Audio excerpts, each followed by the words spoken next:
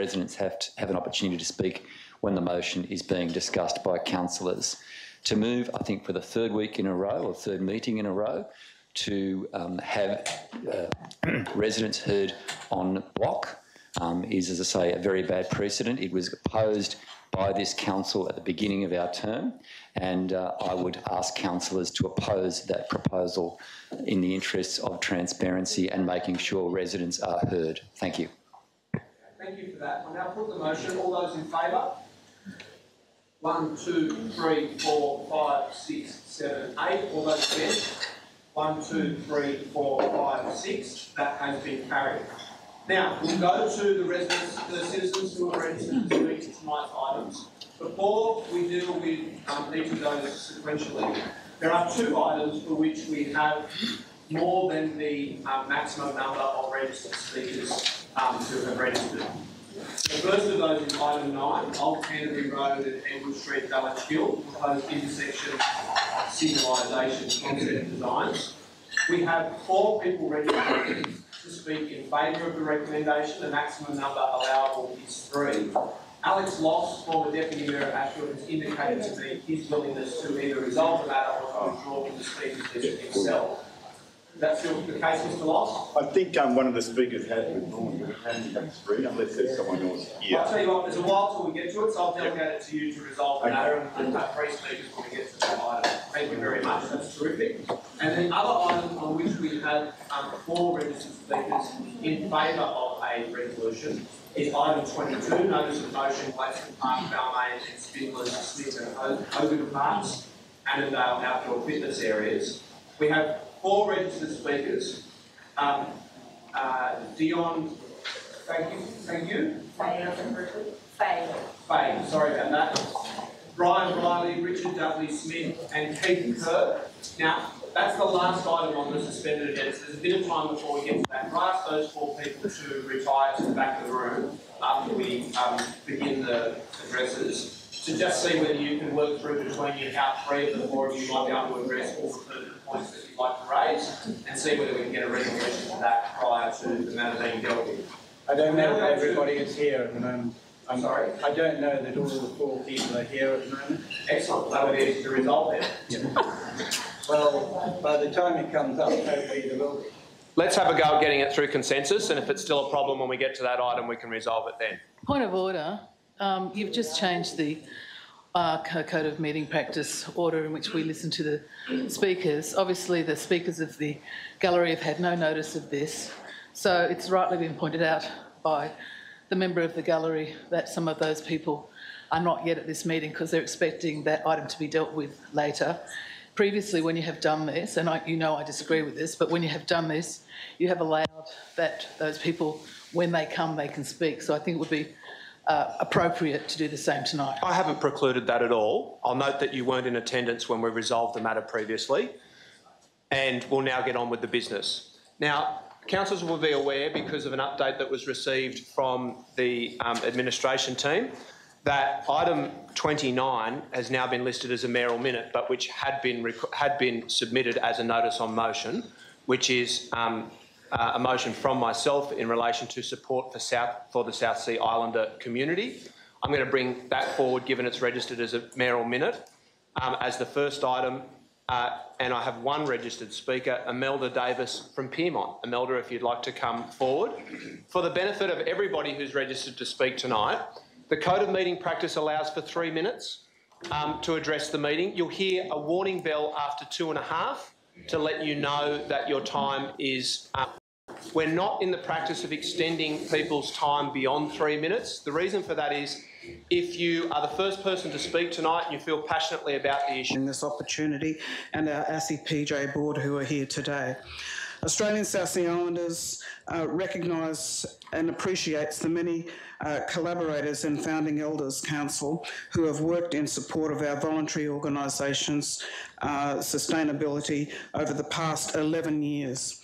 Their insightful historical knowledge and life experience in the fight for social justice for First Nations Australians and Australian South Sea Islanders has laid the foundation of which we build upon and with confidence and factual accuracy.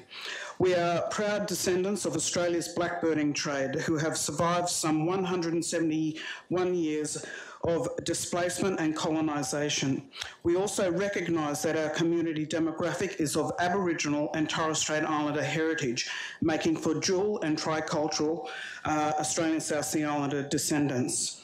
Founding elders are Shireen Malamu, Nellie Inez, deceased, Carriet Panga, deceased, Avis Degara, Uncle Graham Mooney, and strategy team member, Pastor Ray Minnicon. We dedicate today's support for the motion to our knowledge keepers and elders of our community, and in particular, 1972 founding member of our Tweed Australian South Sea Island Association of some 45 years, Auntie Marg Togo, and another guiding star who passed suddenly on Sunday, Auntie Hazel Thelma Korowa Ni Togo. I would like to extend our condolences to Auntie Alana Togo, her sister, who's here today, Auntie Hazel, and family members who are here as a part of our board. Auntie Hazel hails from the Tweed Heads region of New South Wales. She now joins those who have gone before us and the many who have unassumingly supported the fight for equal rights in maintaining our culture through our knowledge keepers and need for tracing our families, both here in Australia and the islands. A guiding light with a beautiful soul and tenacious personality, Auntie Hazel supported our most recent black workshops on the Tweed and travelled to our 5 different conferences across New South Wales and Queensland. Elders of our community are the precious knowledge keepers and sustained our fight for justice to ensure that our stolen generations of the Vanuatu and Solomon Islands blackbirding trade are remembered for their contribution and our economic success in sugar, pastoral and maritime industries. It is imperative that our story be included in the Australian narrative on all platforms, given the significant contribution of some 62,500 sugar slaves and their surviving descendants today. Thank you. Very much. Thank you very much for that contribution and for your advocacy. And can I say on behalf of the Council that we're very sorry for your loss, for the recent death that you referred to. That matter will now be dealt with subsequent to all the rest of the speakers in the registered speakers in the gallery being heard from. The second item for which we have registered speakers for tonight is item 4, adoption of Inner West Council Integrated Planning and Reporting Suite of Documents, otherwise known as the budget. There's one registered speaker in support, that is Colin Jones of Summer Hill.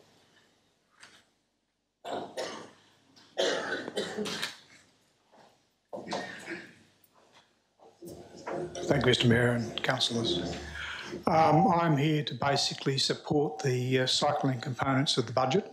One of the big issues, or a couple of the big issues we've got in the Inner West, in this municipality or council area, is parking and traffic.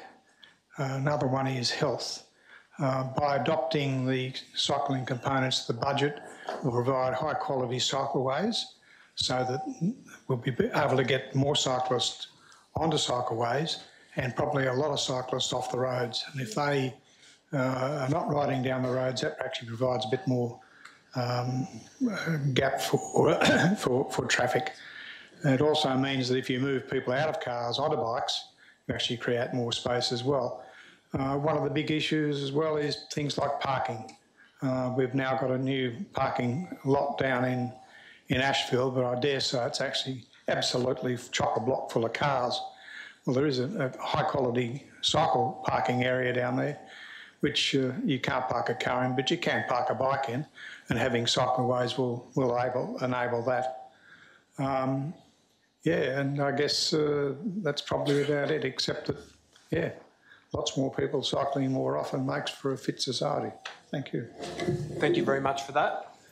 Next item for which we have registered speakers is item 8, options for Council's 2 new early childhood education and care services. The first registered speaker is Annabelle Prince of Marrickville. Thank you. Thank you. My name is Annabelle Prince. I live in the street behind May Murray Early Childcare Centre in Marrickville South, where my 2-year-old son Oliver is enrolled. I am very concerned by the recommendation to close down May Murray and the complete lack of consultations with the users of these services.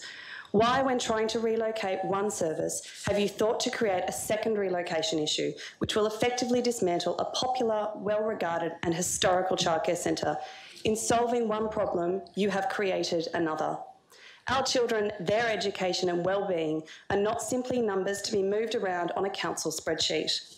Maymurray has 40 years history in the area, where it is well loved by the community and is the only childcare centre in Marrickville South to hold an overall rating of exceeding national quality standard. It is a unique, smaller centre with the kids all together and where every one of the wonderful teachers, some of whom have been there for over a decade, can tell me about my son's day. As one of the staff once described it to me, it is a family and Maymurray is their home. This unique offering has also produced the innovative Cooks River Kids, which has been featured in early childhood education magazines. And unlike one of the councils mistakenly thinks, we do pay a premium for this smaller centre, with fees of $121 per day and parents also supplying a cold lunch and nappies. The most expensive private operator in the area charges the same as Maymurray, but this includes a hot lunch, nappy supplies, an additional hour of opening times and an incentive of a $500 FPOS card. We have chosen this centre specifically for our children, waiting many months to secure a place, and the parents actively fundraise and assist in maintaining it. The council should be proud of the innovative and high-quality service that they are providing to families in the local community. In addition, the presumption in the report that the demand does not exist for places in the Steel Park Centre is simply that, presumption. You haven't even opened a wait list. With infrastructure reports from 2017, which were prior to the Carrington Road developments, indicating a need in the next 15 years for 13 additional childcare and preschool facilities in the Inner West, with half of that demand in Marrickville alone, reducing the number of places is extremely short-sighted. I implore you to please vote against option 3, or at the very least delay and properly research this decision, consider alternative locations, consult with the community, and please actually come and see Maymurray and their incredible childcare offering for yourselves. Thank you for your time. Excellent quality of speeches tonight so far. Second registered speaker is Susanna Conti of Marrickville.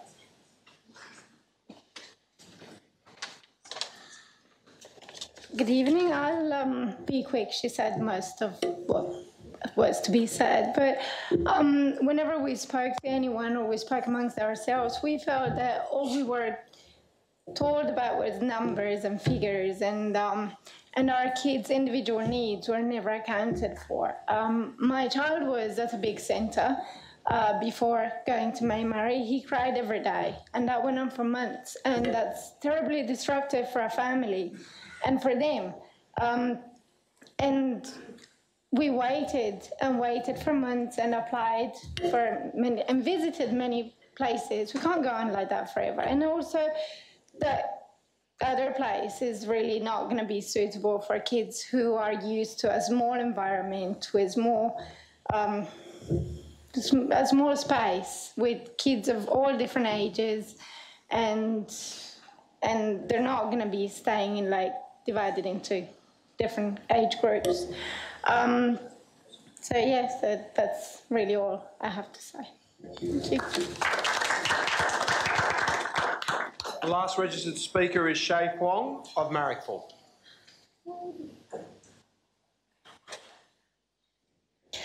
Thank you.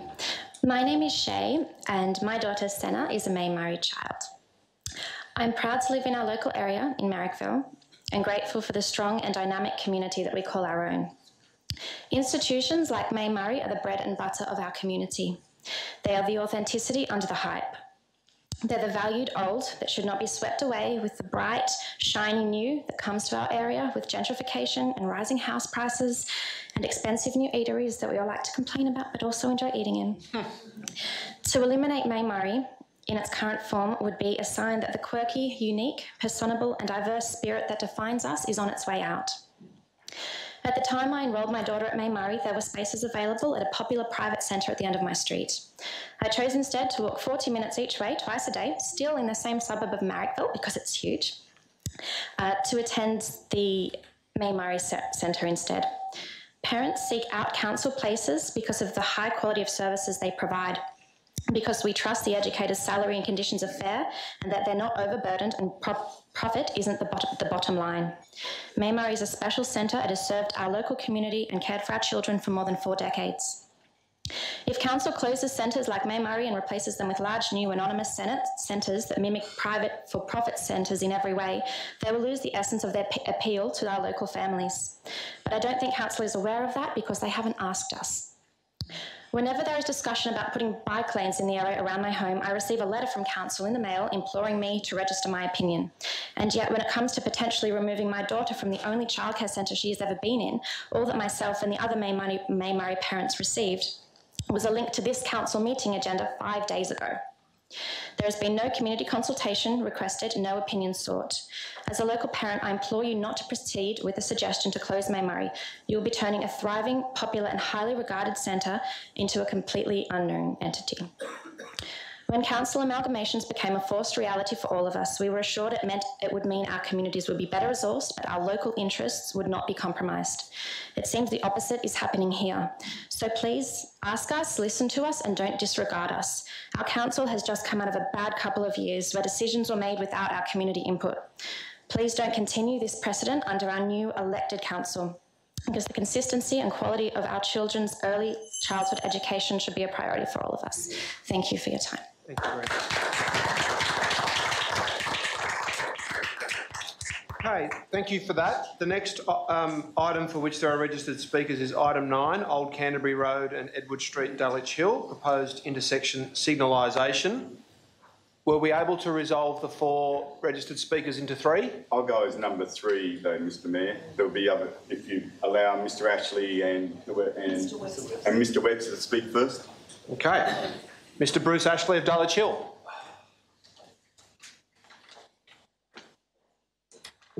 Thank you. I'm a resident of Windsor Road, Dulwich Hill for over 30 years and have been involved in the Greenway since its inception, not that long ago, but a while ago. The Greenway is the highest priority green grid route for the East Sydney region. It will be a world-class facility that serves as a pilot for developing others in Sydney. 25,000 people and 25 schools are within 500 metres of the corridor. Studies of Vancouver, British Columbia's bike network show that for people living within 500 metres of their all ages and abilities network, there is on average an extra day of physical activity per week associated with the route. Western Street is a key part of the Greenway corridor, and so it needs to be walking and cycling friendly in order to attract families and children to the route, to cater for inexperienced riders, and to cater for students riding to school. Regardless of whether there is a tunnel under Old Canterbury Road or not, the amount and speed of traffic using Western Street greatly impacts on its ability to function as a safe and attractive shared greenway. In last weekend's Sydney Morning Herald, there was an article extolling the virtues of Vancouver's world-class AAA network and the huge gains in walking, cycling and transit they have achieved. Most of Vancouver's AAA network uses shared quiet streets, but they don't use a shared street unless there are less than 500 vehicles per day and average speeds less than 30 kilometres an hour. In other words, for residents only and no through traffic. However, with options 1 and 2, traffic levels of Western Street are forecast to triple to 630 vehicles per day, greatly exceeding the 500 vehicle criteria for a shared street. And given it will be a rat run, speeds will also be going to be above 30 kilometres an hour. So on the grounds of traffic and vehicle speeds, option 1 and 2 are incompatible with Western Street as a shared local street. Closing Western Street will reduce existing low traffic levels and to be well within the 500 vehicle criteria. The street will be used mainly by residents and so speeds will be slow or low. Any increase in Windsor Road traffic levels due to induced traffic is minor and on a road better suited to it than Western Street. Proposed treatments to improve sight lines at Windsor Road, as well as a signalised intersection a block away, will greatly improve the ability and safety of turning right into Old Canterbury Road from Windsor Road.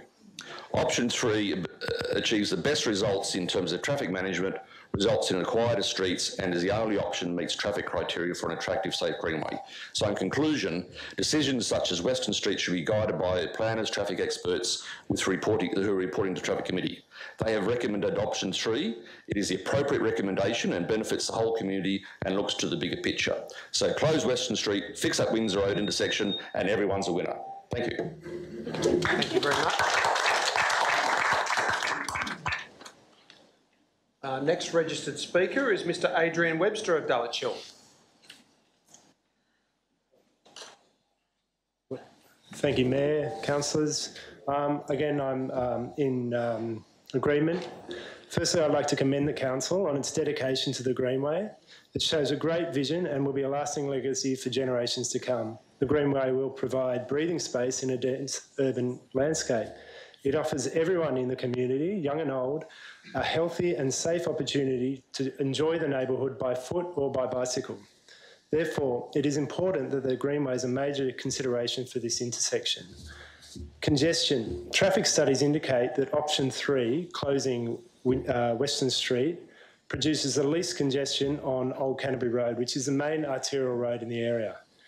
I believe option 1, which is opening Western Street to all traffic, would encourage more traffic and congestion to the local area. My concern is that this increase will increase the risk of accidents on the local roads in the area, which brings me to my last point, safety. Of all 3 traffic options proposed, each one will provide a safer opportunity for cars to enter and exit Old Canterbury Road from Dulwich Hill. Option 1, however, will increase major conflicts between cars and people using the Greenway. Therefore, this option is the least safe for cyclists and pedestrians alike. Option 3 is therefore the safest for all users, and I would encourage more people to enjoy the Greenway. Thank you. Thank you very much. Mr Lofts. Thank you, Mr Mayor. Evening, councillors and other civilians in the gallery. I'm backing option 3 as well, but I'm not the only one who does that. The Traffic Committee has. You've got a very strong report in front of you, and I think also the community backs that option. You shouldn't think of this as a cars versus bikes thing, because it isn't. You should think of it as a family thing and about safety. Car movements must be less than 500 per day for this to reach a benchmark that is recognised internationally. And if there is a perceived imposition, say, on the people of Windsor Road, and I'm not speaking against them because they live in quality streets that are well cared for, and I understand how people would be very protective. But within the Greenway master plan, you have the idea of the trellis streets. In other words, those streets could be marked as a priority for beautification and calming, and you can actually improve the amenity of those streets through the Greenway master plan. So if there is a perceived imposition on those people, you can compensate them for it. It's really not a Greenway issue in a sense, because this came about because of the Planning Assessments Commission approval of the Mills development. So something had to be done about the traffic at the end of Edward Street. And you have now before you an option. I'll just say that decisions in council often aren't black and white, and you know that. They're often decisions you must make on balance about what is best for the community as a whole.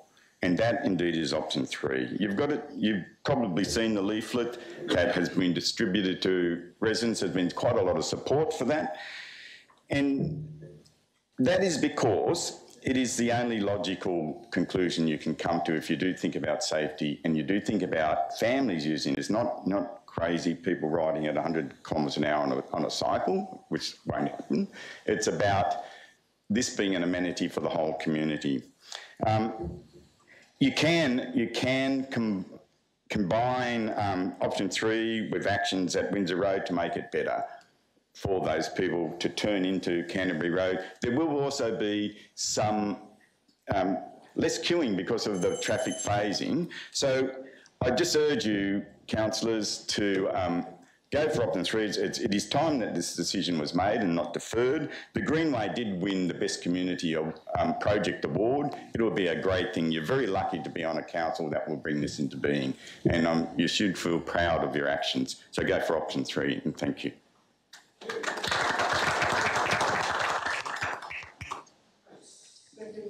Last item for which there are registered speakers. Item 16, notice of motion to rescind Balmain Telstra Building and Public Square project. First registered speaker is Mr. Ricky.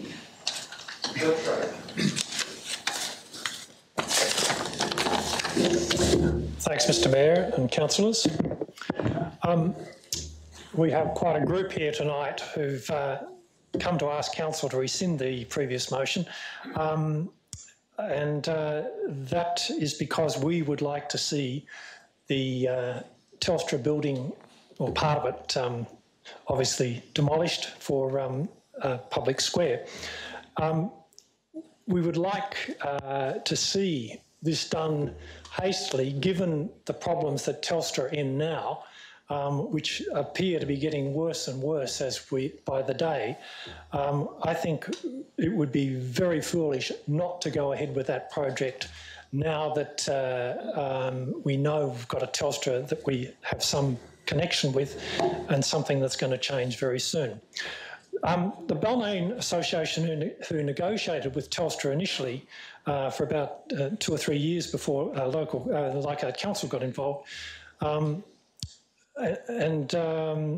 but even before us, there were a group of people, including Tom Uren, who was very much in favour of this object, of our objects, and who helped students and others prepare a document that supported the 1999 draft Darling Street master plan. Tom played an important behind-the-scenes role in many Balmain issues, one of which was Ballast Point, another the Balmain Telephone Exchange. After the draft Darling Street master plan was completed in 1999, Tom helped Sydney University architecture students design in a design studio on the Balmain Civic Precinct. Tom was subsequently awarded an honorary doctorate at Sydney University for this and other environmental issues that he initiated and supported. If any councillor wishes to see the 20-minute film made of students at work with Tom, I'm offering council a free DVD. It's a 20-minute long one, but I need something in return. I don't expect restoration of the funding of Tom for Tom's sake, but I do think many other people will be much better off if this work is done as a high priority. I leave this DVD with you.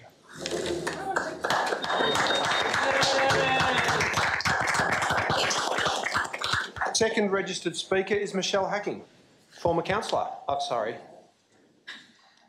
Daughter of former councillor. Yes. My mistake. Sorry, Michelle. No problem. You've certainly been at your fair share of council meetings.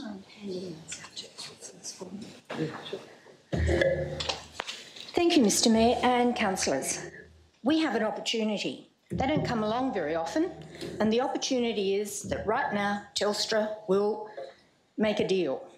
I don't think we should let them out of our sights. As a community member, I am urging councillors to think about this. Telstra is about to undergo major changes.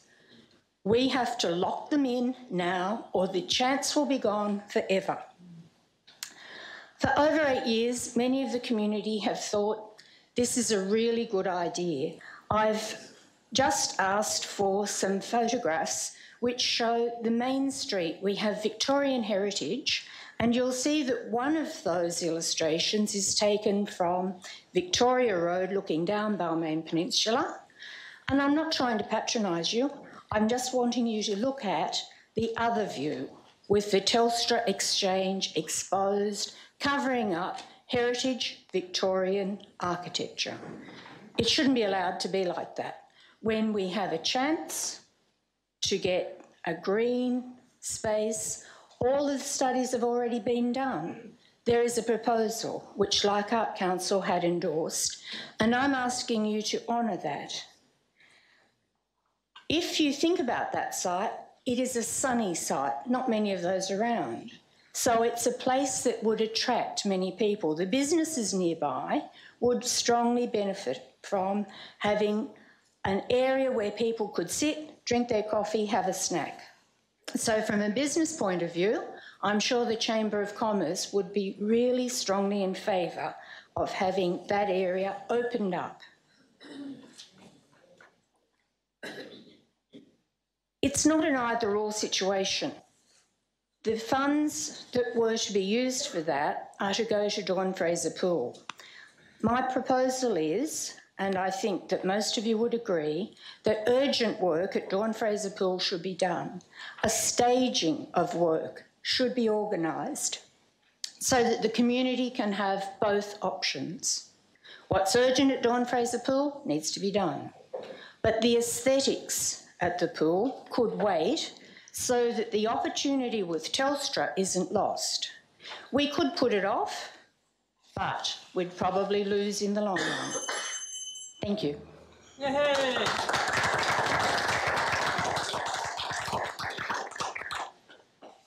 Thank you. And the last item for which there are registered speakers tonight is item 22, Notice of Motion, Gladstone Park, Balmain and Spindlers, Smith and Hogan Parks, Annandale Outdoor Fitness Areas.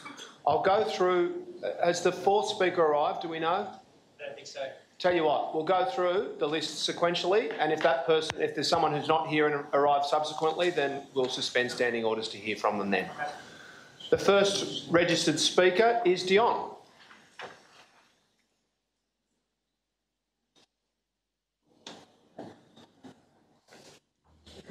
Hi, my name's Dion Faig. I'm a resident of Balmain. I live opposite Gladstone Park, and over the years that I've been in Balmain, I've used the space and watched the space and how people interact in the park. There's considerable growing community concern at the moment about the proposed location of a fitness station in Gladstone Park. A petition has been commenced with well over 130 signatures collected in a very short time frame, only this week. I work full-time, by the way. We are calling for council to reconsider this proposal. There are also dozens of comments on social media, all of which are negative.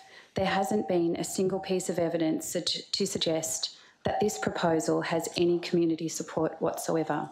Not one person I've come across has been in support of the location of this proposal. This location of the proposed fitness station in Gladstone Park is entirely inappropriate for the following reasons. Number one, the proposed location intrudes on the existing village green, one of the very few open grass spaces in our inner city suburb. The proposal involves removing 230 square metres of grass and replacing it with a synthetic surface.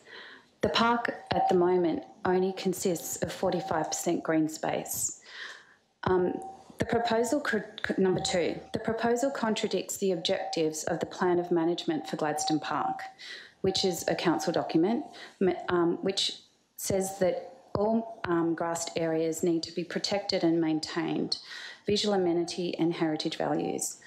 Number three, local school children, around 800 students from both Balmain Public and Father John Terry School, use this park every single day for recess and lunch. They run around in the exact location for where this proposal is due to be put.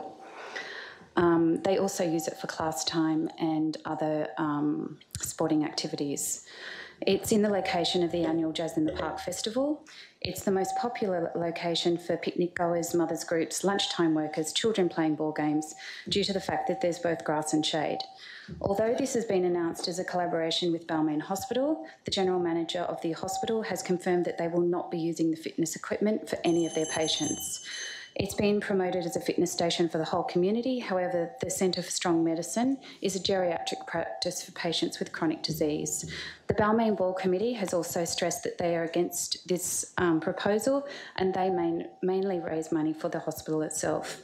It's not an appropriate location. A lot of other fitness stations have men working out without their shirts on, and I was made aware of last week a man exposing himself on this. I just really want the council to make sure that they have feedback from the community, and I'd really like them to reconsider the location of this fitness station, please. Thank you very much. Thank you. Mr. Brian Riley of Annandale.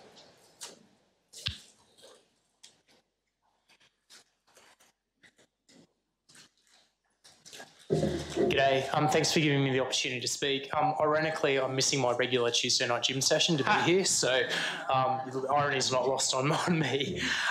Look, I've got many similar issues to my new friend who opposes the Balmain facility being built. I live directly adjacent to the facility planned for Spindlers Park in Annandale. I just wanted to, we have quite a number of residents, around 30 residents opposed to the facility being built. I'm not aware of anybody actually in favour, so similar scenario to Balmain. I think the community's spoken that this is a poorly, it's not necessarily a poor idea, but it's a poorly located idea for the community in Annandale. The flyer that we received in the mail sort of indicated to us that there were lots of things taken into account, like proximity to homes and visibility of the park from other parts of the suburb.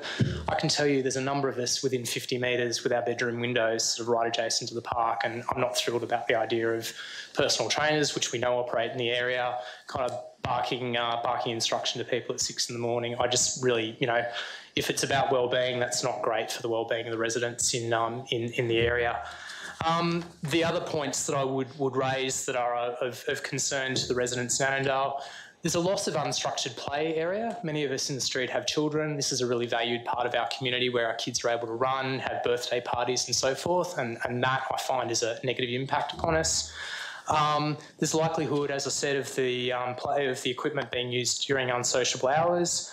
I think it's probably a waste of resource for this particular park, given the demographic. I'm concerned about unsightly permanent fixtures being installed into a really valued green space. It splits a designated off-leash dog area as well, and if you look at a map at Spindlers Park, this is the most narrow section of an already narrow park, so it really does sort of disrupt the flow of people and dogs and children and so forth through the area. I'm also concerned about increased likelihood that fitness equipment will become a place for people to loiter late at night. We do obviously get some through traffic from people from tram sheds and so forth. It's sort of a great place to sit down and finish your bottle of wine or whatever. And some of the comments sort of resonate with me as well around just sort of the types of people that may use the facility. As I said, we have a petition. We have a lot of residents sort of upset about this location. As I say, I don't think it's necessarily a bad idea. I applaud the council for the focus on wellbeing. I just think the location is fundamentally wrong, so I'd ask for that to be reconsidered. Thank you very much for your time. Appreciate it.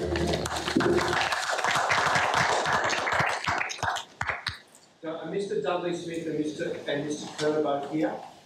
No, just Mr. Dudley Smith, our last speaker. Hi, yeah, I live next to this park, and I think this is a totally inappropriate place to have it, and the main reason for that is because the park is extremely small, and the history of this park, when I moved there in 1992, the first thing that happened to me 2 days after I moved in, I was cleaned out by burglars, and then I found that, oh, this is a common problem because there was an old loo in the park there, and this was a mail pickup place, and it was also a drug dealing place. Anyone short of money, hop over the fence, break into a house and nick all their gear. So then about 18 months later, there was a bulldozer brilliant. The council bulldozed the loo block, and the beautification and gentrification, or whatever you like to call it, and especially environmental improvement in the park took place. I planted a lot of the trees and a lot of the shrubs myself. But since that time, the idea of this was to bring nature, to bring the green space back into the city and the environment. And what has happened since then is there's been a whole eradication of this for good reasons. There was just an old children's slide there. Well, that was dangerous and that was got rid of. And now there's a big children's playground, which has taken most of the space that was used as a green space there. Next to that, people used to sit and picnic, and what has happened there is a basketball ring has been put in there. The main area where there's the cricket strip, which children do play at a lot, that has attracted over the years more and more dogs into the area because it's an on-off-leash area. That's a big meeting place for dog owners and dog lovers, and the bush and the grass and everything is really under a lot of stress from that situation. There's a huge fig tree there, which means that underneath that area, that's where the council tends to dump a lot of wood chips for the gardening situations. And that's another area that the public can't use. The path has been widened greatly and has been turned into a cycleway. And now with the tram sheds open, we've got a lot more people coming through the park. And so the situation is now the park is under a great deal of stress, and suddenly this idea of the fitness centre comes up, and where can we put it? Oh, good God, there's nowhere else to put it. Let's put it in this last corner where people actually were having the opportunity to either have a picnic or to bring a trestle table and have, in a nice summer evening, to have a nice dinner outside or something like that. It's a totally inappropriate place to have it, and I don't think the council should, I think the council should axe it now and save the money that is going to be taken to have a new, to have a series of informative discussions about it. I'm sure that would cost about $2,000 to get all that in, and I think that it's not a suitable place. I'll cut that short. There's lots of other things I could say about it which have been covered by my other colleagues. Thank you very much. Okay, we've now heard from all of the registered speakers. I'm going to move to resume standing orders. Is there a seconder for that? Yeah. Seconded by Councillor Passis. All those in favour? Against? Declare that carried. I will just explain the process from here for everyone who's in attendance. We'll now be dealing with the council meeting in its agenda in its entirety, sequentially, so dealing with the 3 mayoral minutes first and then everything else that's in the business papers. So if your item's near the start of the agenda, you may well want to stick around. You're all welcome to stick around for the entirety of the meeting, but it is live streamed at home on YouTube for our millions of fans out there across the world. And so if you would prefer to head home, then you're more than welcome to. If you would like to notify Ron, give everyone a wave. This is Ron Kennedy, very professional council officer. If you go and give Ron or one of our other officers your details and ask to be notified tomorrow morning about the resolution that was adopted at council on your issue, we'll make sure that that happens as well. But if you'd like to stick around for the rest of the proceedings, you're more than welcome to. It's just that the meetings do sometimes take quite some time. The first mayoral minute tonight is item 29. I've already explained that that had to be submitted as a mayoral minute due to a clerical error. That's a opportunity. As has been explained very eruditely by Imelda, I was recently approached by her and the Australian South Sea Islanders Secretariat to discuss ways in which council can support the recognition of their history in Australia.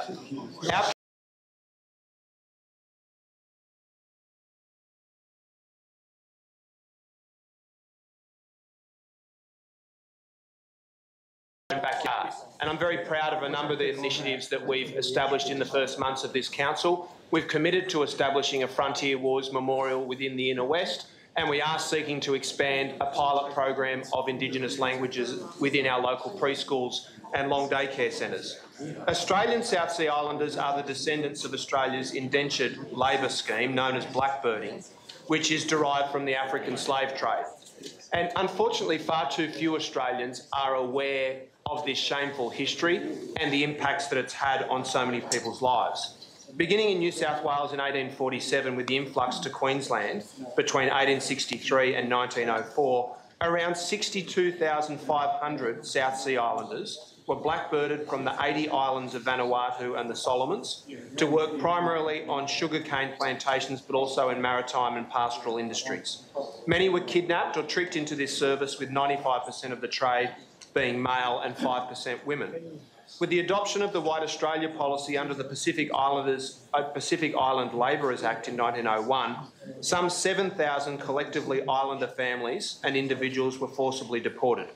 All were forced to pay for a portion of their fair home from the negligible, if any, wages that they had received. Some 15,000 died as part of the trade and lie in unmarked graves across mainly Queensland and New South Wales. This is clearly a significant chapter of Australian history, and while it's relatively well known in some Queensland communities, it's largely unknown or not acknowledged properly in the rest of Australia.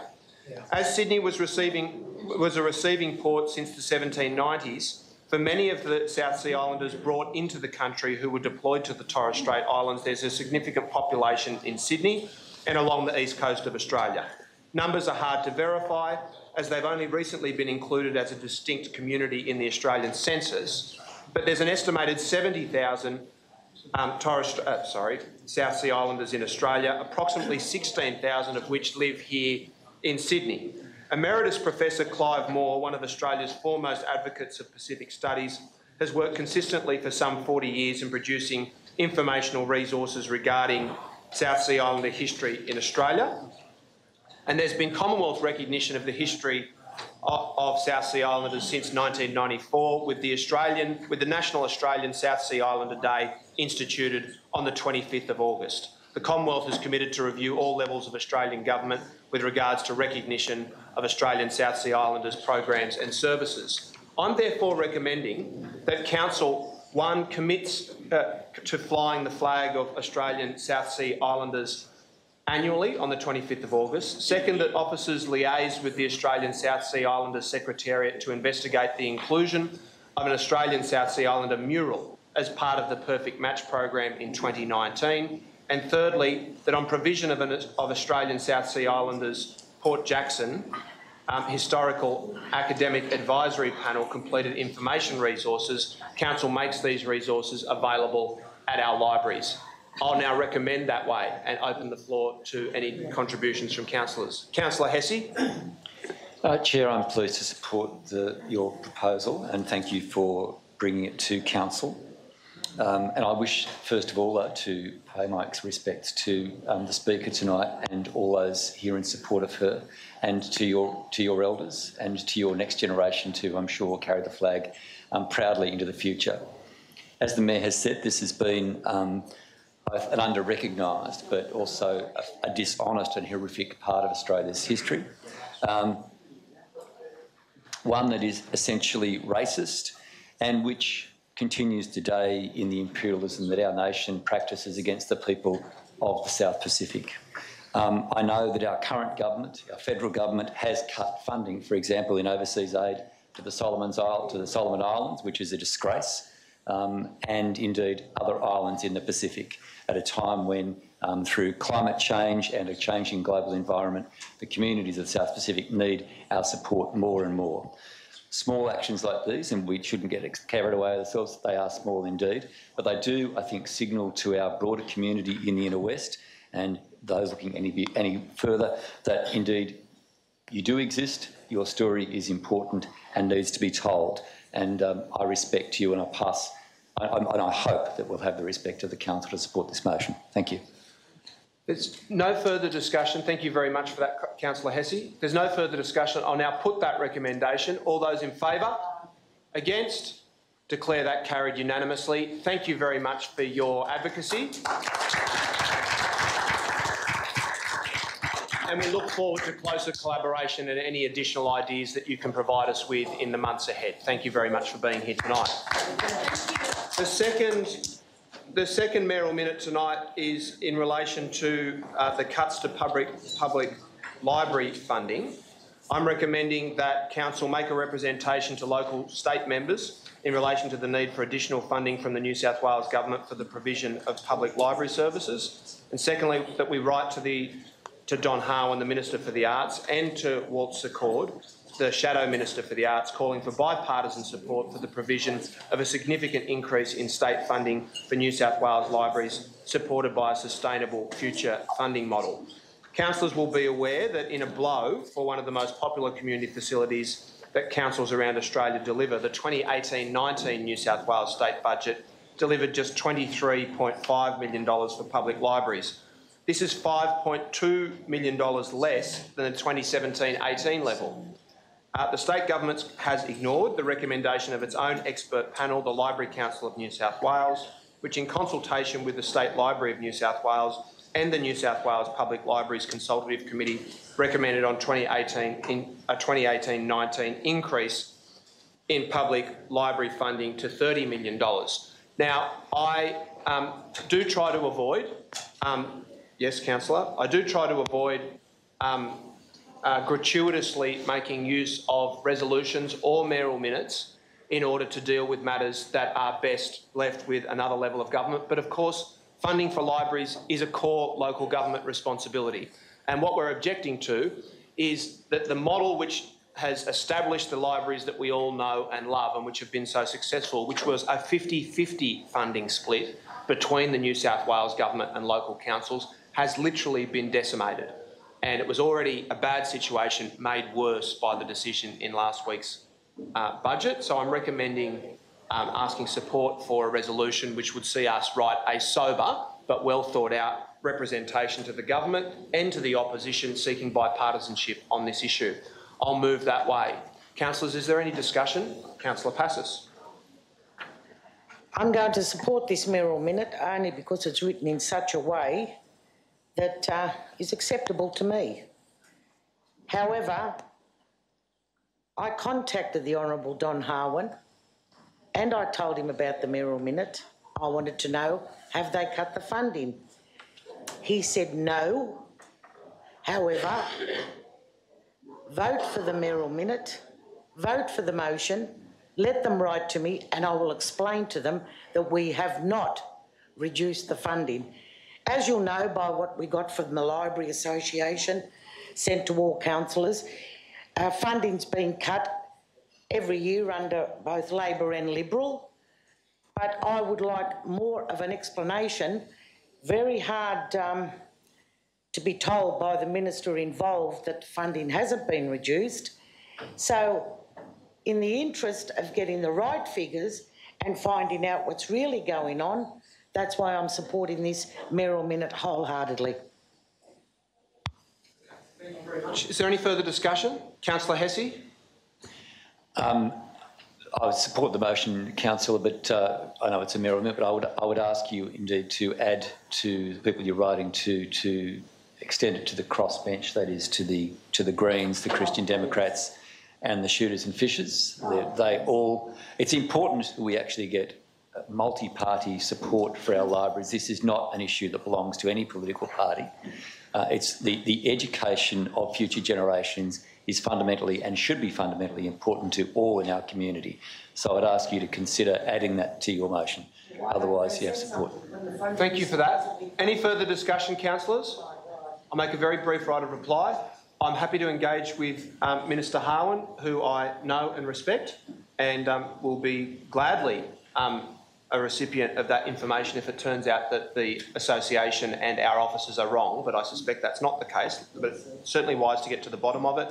I'm not in the practice of writing letters to Fred Nile and never have been. I know some people in this chamber have been photographed alongside him in different causes. I will never do so, and I don't think it dilutes the importance or value of the letter not to write to the crossbenchers, so I won't include that amendment. I'll now put the recommendation. All those in favour? Against? Declare that carried unanimously. The last mayoral minute, councillors, is really a procedural mayoral minute, which is urgent nonetheless. Councillors may be aware that the Transport for New South Wales has submitted a preferred infrastructure report for the Sydney Metro, Sydenham to Bankstown rail line. The report is to be publicly exhibited from the 20th of June until Wednesday the 18th of July. That does encompass the school holiday period and will make it difficult for residents and potentially for organisations, including council, to make a proper submission. And so I think we should be asking for an extended period until the 15th of August for that public exhibition period. So I'll move that way. Is there any discussion? Councillor Hesse? Just to say thank you to Councillor McKenna for chasing this off out of the Sydney to Bankstown, what do we call it? Meeting. Meeting last Thursday evening, and thank you, Mayor, for taking this on board. This has the strong support of all residents who are interested in making sure the community fully participates in this discussion. So thank you. Okay, thank you for that. I'll now put that. All those in favour? Against? Declare that carried unanimously. Item 1 on tonight's agenda is the proposed new SSROC governance structure. Councillors. Yeah, Councillor Porteous. Yes, I'd like to move a motion which is in fact saying that we reject this proposed new SSROC governance structure and endorse the current governance structure. And I'll speak to that briefly. Yes. Look, having participated in SSROC over a number of years, I think it's not a perfect organisation, but it has been a very effective organisation on many levels, not just in terms of procurement, where it has been spectacularly successful, but also in terms of achieving some really good actions and policies which we've been able to carry through as a group of councils. And I think it's important that the role that individual councillors play, which are coming from a range of different backgrounds, political parties and independents as well, actually really enables the SSROC to be more effective. And by reducing that to governance, which is basically at a mayoral level, one, there's a great risk that those mayors are not going to be able to participate as much as you would want, because the reality is that mayors are torn in all different directions. A lot of them have day jobs and are limited in their capacity, whereas by allowing councillors to also participate in the SSROC, it makes it much surer that we've actually got somebody there representing us and carrying forward the interests of the Inner West Council. And this is not to say that there's not a role for a Mayor's Forum. In fact, there has been quite an effective Mayor's Forum in the past, quite separate from the SSROC. But a Mayor's Forum really needs to be all of mayors in the councils of Sydney, not just a selection of them in the SSROC, which doesn't really make any sense from a perspective of trying to do lobbying. Where it has been effective is when we had a mayoral forum, which was really all of the mayors from all of the Sydney councils, which functioned for a few years quite effectively and was led by City of Sydney and Parramatta Council. But I think in terms of SSROC, the way it works well, and I would like to see it continue in that. So that's why I'm proposing this as the motion that we should be voting on this evening. Councillor McKenna. Can I second the motion, please? Yes. Do you wish to speak to it? Yes, please. There are two issues here with this particular proposal. Firstly, this most radical change and new structure. It removes the committees which have in the past been most successful and allowed councillors to be involved in this regional organisation. The proposed new structure restricts participation to the mayors and deputy mayors. And this is while Bayside, Canterbury, Bankstown, Georges River and Inner West Council, all large merged councils, are establishing their own new structures. not a time to be also restructuring the SSROC. The second thing, of course, is that the SSROC is required to now move from being an incorporated association due to the amount of turnover they have to a company limited by guarantee. That's another change that they have to make, and again, not a time to be changing the new structure. So I support the motion as proposed by Councillor Porteous. Councillor Passes. Well, I'd like to go along with the recommendation. I'm totally opposed to SSROC. I think there are enough talk fests. We have enough venues to go and have something to eat and all sit around and play politics. I really cannot think of one thing that's been fantastic that SSROC has delivered over the years, except everybody vying for a position on it. That's all I've heard about SSROC. The same as we had IMROC. That was a total waste of time and ratepayers' money. Since the election, I've heard everyone talking about being progressive. I think this recommendation here is progressive. SSROC, their use-by date is up. And this is not political, because I know a lot of Liberals that want to be on SSROC and endorse it. But I'm totally opposed to it. And it won't be long before it goes by the wayside like IMROC. We belong to SSROC, Ashfield, the former Ashfield Council, and I wondered why we belong to it. All this great buying power.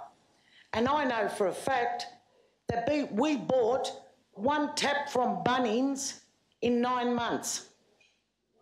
So I'm glad SSROC helped us with that. We got a good price for that tap. I'm pretty sure they contacted SSROC to see if we could get a good price. So I think we're big enough, the council's big enough, we have enough staff with expertise to deliver for our ratepayers and our council what SSROC is doing or have not done. And I'd rather this 150, 160,000 maybe going for bonuses for our staff that can pull off a good deal in buying power. Thank you for that. If there's no further contributions, I'll now put the Porteous-McKenna recommendation. All those in favour? Against? Declare that carried. No, against. Councillor Passis against. Item 2, 2017-18 third quarter budget review. Councillors.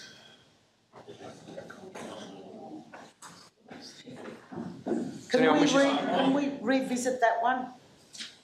Councillor Victoria Rescind wasn't sure.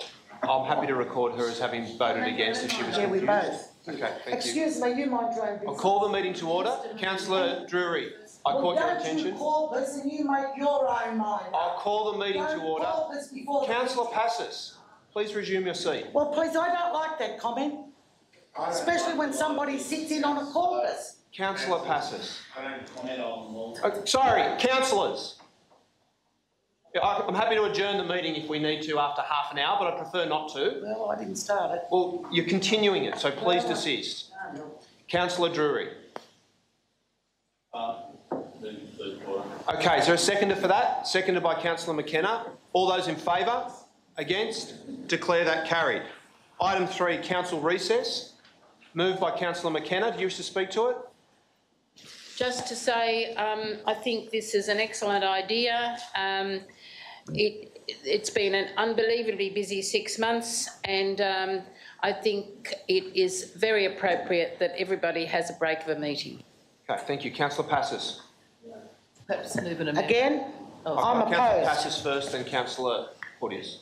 We've done nothing but chase our tail since the new amalgamated council. We cannot finalise agendas. And I do not believe that this is a good move if we're supposed to address council business. I'm totally opposed to it. Yes, we're all busy and we've all had a lot to do. Well, you put your hand up to run for the super council. If you can't take the heat, get out of the kitchen. Thank you for that. Councillor Porteous. Yeah, look, I'd just like to move an amendment. I think we would have liked a little bit more notice for the recess, and perhaps if we could incorporate a recess into the council schedule for the next year so that there's more notice for everybody of when that recess comes up. If we could just add that as an amendment, perhaps. Councillor McKenna is nodding to that, so I'll ask you just to make sure that we capture that accurately. Councillor Stamels. Mr Mayor, I believe this is a wonderful idea, but it's simply not practical, given the workloads that we've faced over many months. We tried to operate on one meeting for the first several months of this council. Totally impossible. We weren't getting through the business. We even know now that half of our business tonight was carryover from last meeting, as was half of the business from the previous meeting, carryover from that previous meeting. It is a fantastic idea. I'd be the first one to want to relax for 20 days or 10 days or so, but it's not a practical measure under the workloads that we have at the moment, so I can't support it. Thank you for that. Any further discussion? The amendment has been incorporated. I'll make Councillor Porteous the seconder. No further discussion. I'll put that. All those in favour? All those against? That has been carried. Councillors Stamoulis, Macri, Rescind, passes against. Next item. Mayor, may I move the recommendation on item 4, please? Item 4, adoption of Inner West Council integrated planning and reporting suite of documents, the budget. I just want to take a moment to notify councillors that I've been informed by the General Manager that there is a minor amendment which is required to the recommendation, which is a typo, so it was left out of the business papers. That revised wording will be provided on the screen. Councillor Drury. What's the amendment? Hold on, I'll go to the General Manager first. It's just we need to yeah, we just missed out on putting in the fact the most important part is you actually have to approve the budget and so on. So we kind of left that out, so I apologise for that. It's the last one. Ian, have you got a vote? Might need to move it down. Well, Mayor, look, last 3 points. I believe that in essence is what clause 2 does, but if there's a need to add additional words, then that's fine. It's the last 3 items. The last 3, hang on.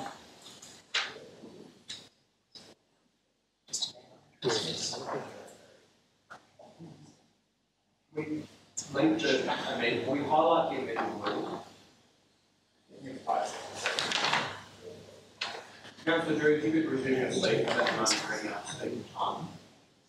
Councillor Passos has legitimately sought clarification about exactly what the amended wording is. That's now on the screen. That wording was left out of the office's recommendation. Is that clear for everybody? Excellent. Councillor Drury, over to you.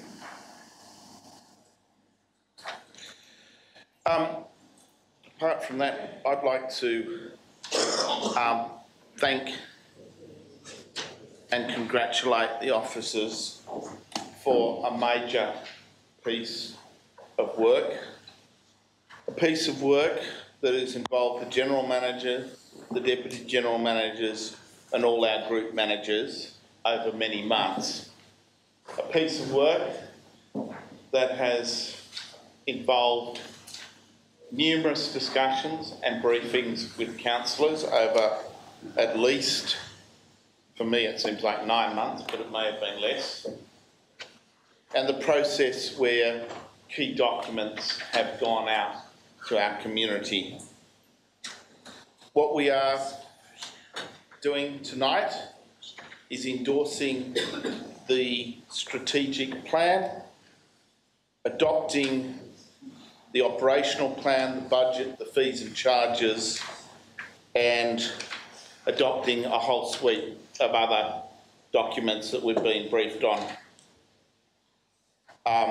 which I think is a real landmark in each council year.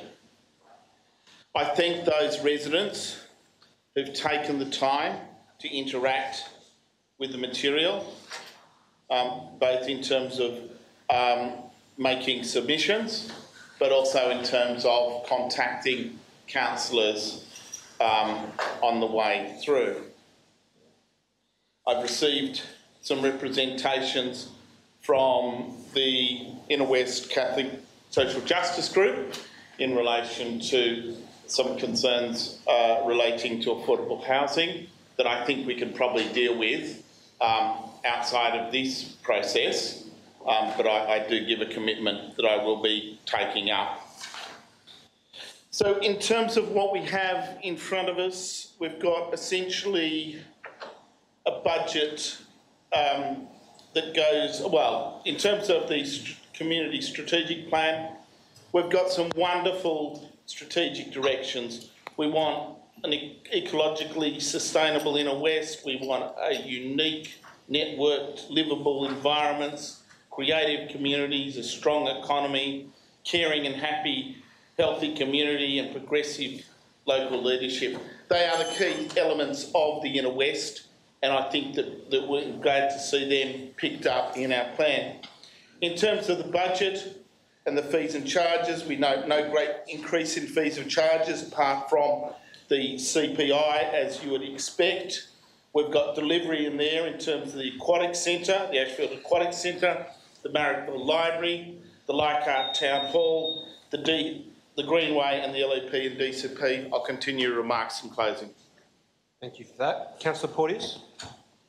Yes, look, I'd like to move a foreshadowed motion. I've sent the copy of that to the minute taker, and if I could ask Ron if you could distribute those and give one to the Mayor as well. We've already got them on this side. Look, basically, I have some concerns with the budget as it stands.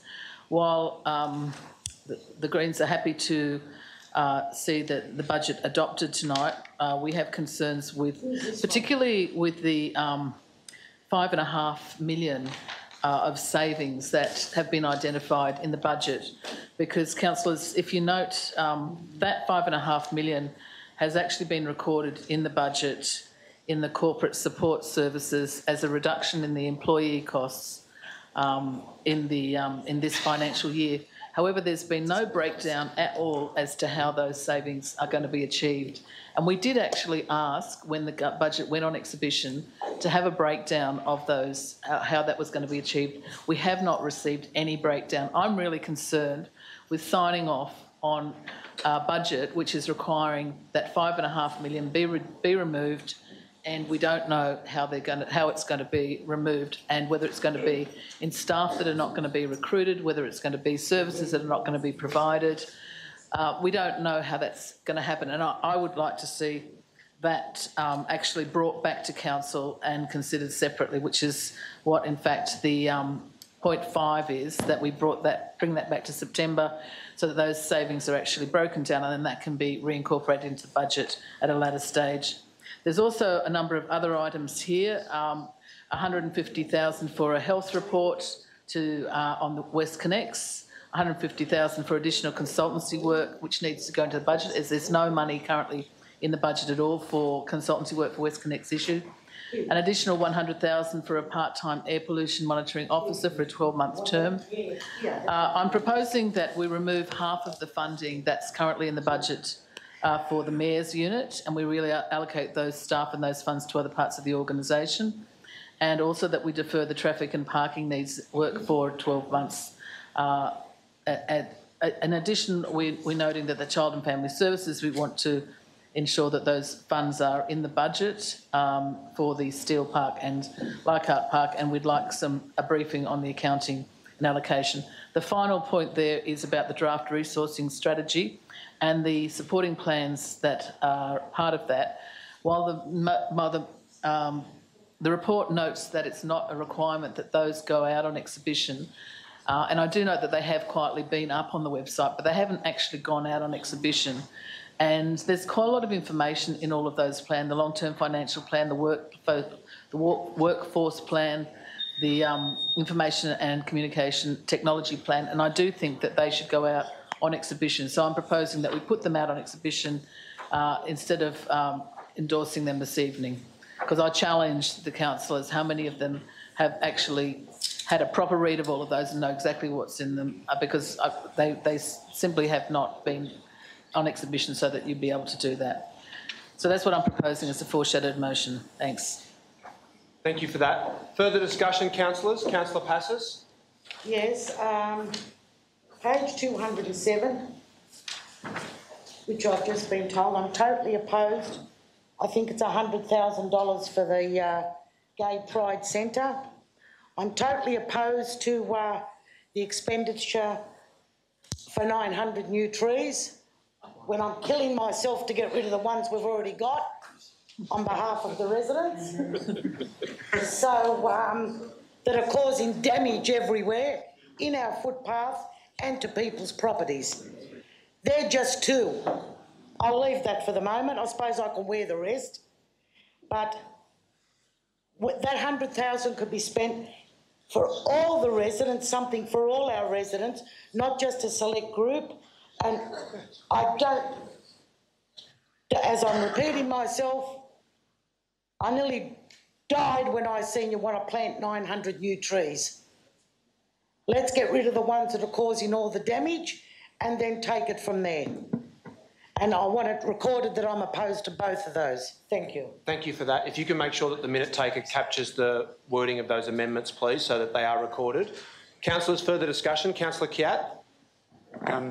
Thanks, Mayor. I want to reiterate the comments from Councillor Drury and thank the staff for their really hard work on getting all of these documents together. I want to speak to what Councillor Porteous has put before us as an alternate motion, as a foreshadowed motion. I think that I'll be supporting it, and the reason for that is I believe that it is important for us when we're looking at the four-year plan and the delivery of, especially the delivery of capital expenditure. It's really important for us to know exactly what we're signing off on. And that for me is a big responsibility. I want to know that we're getting our priorities right.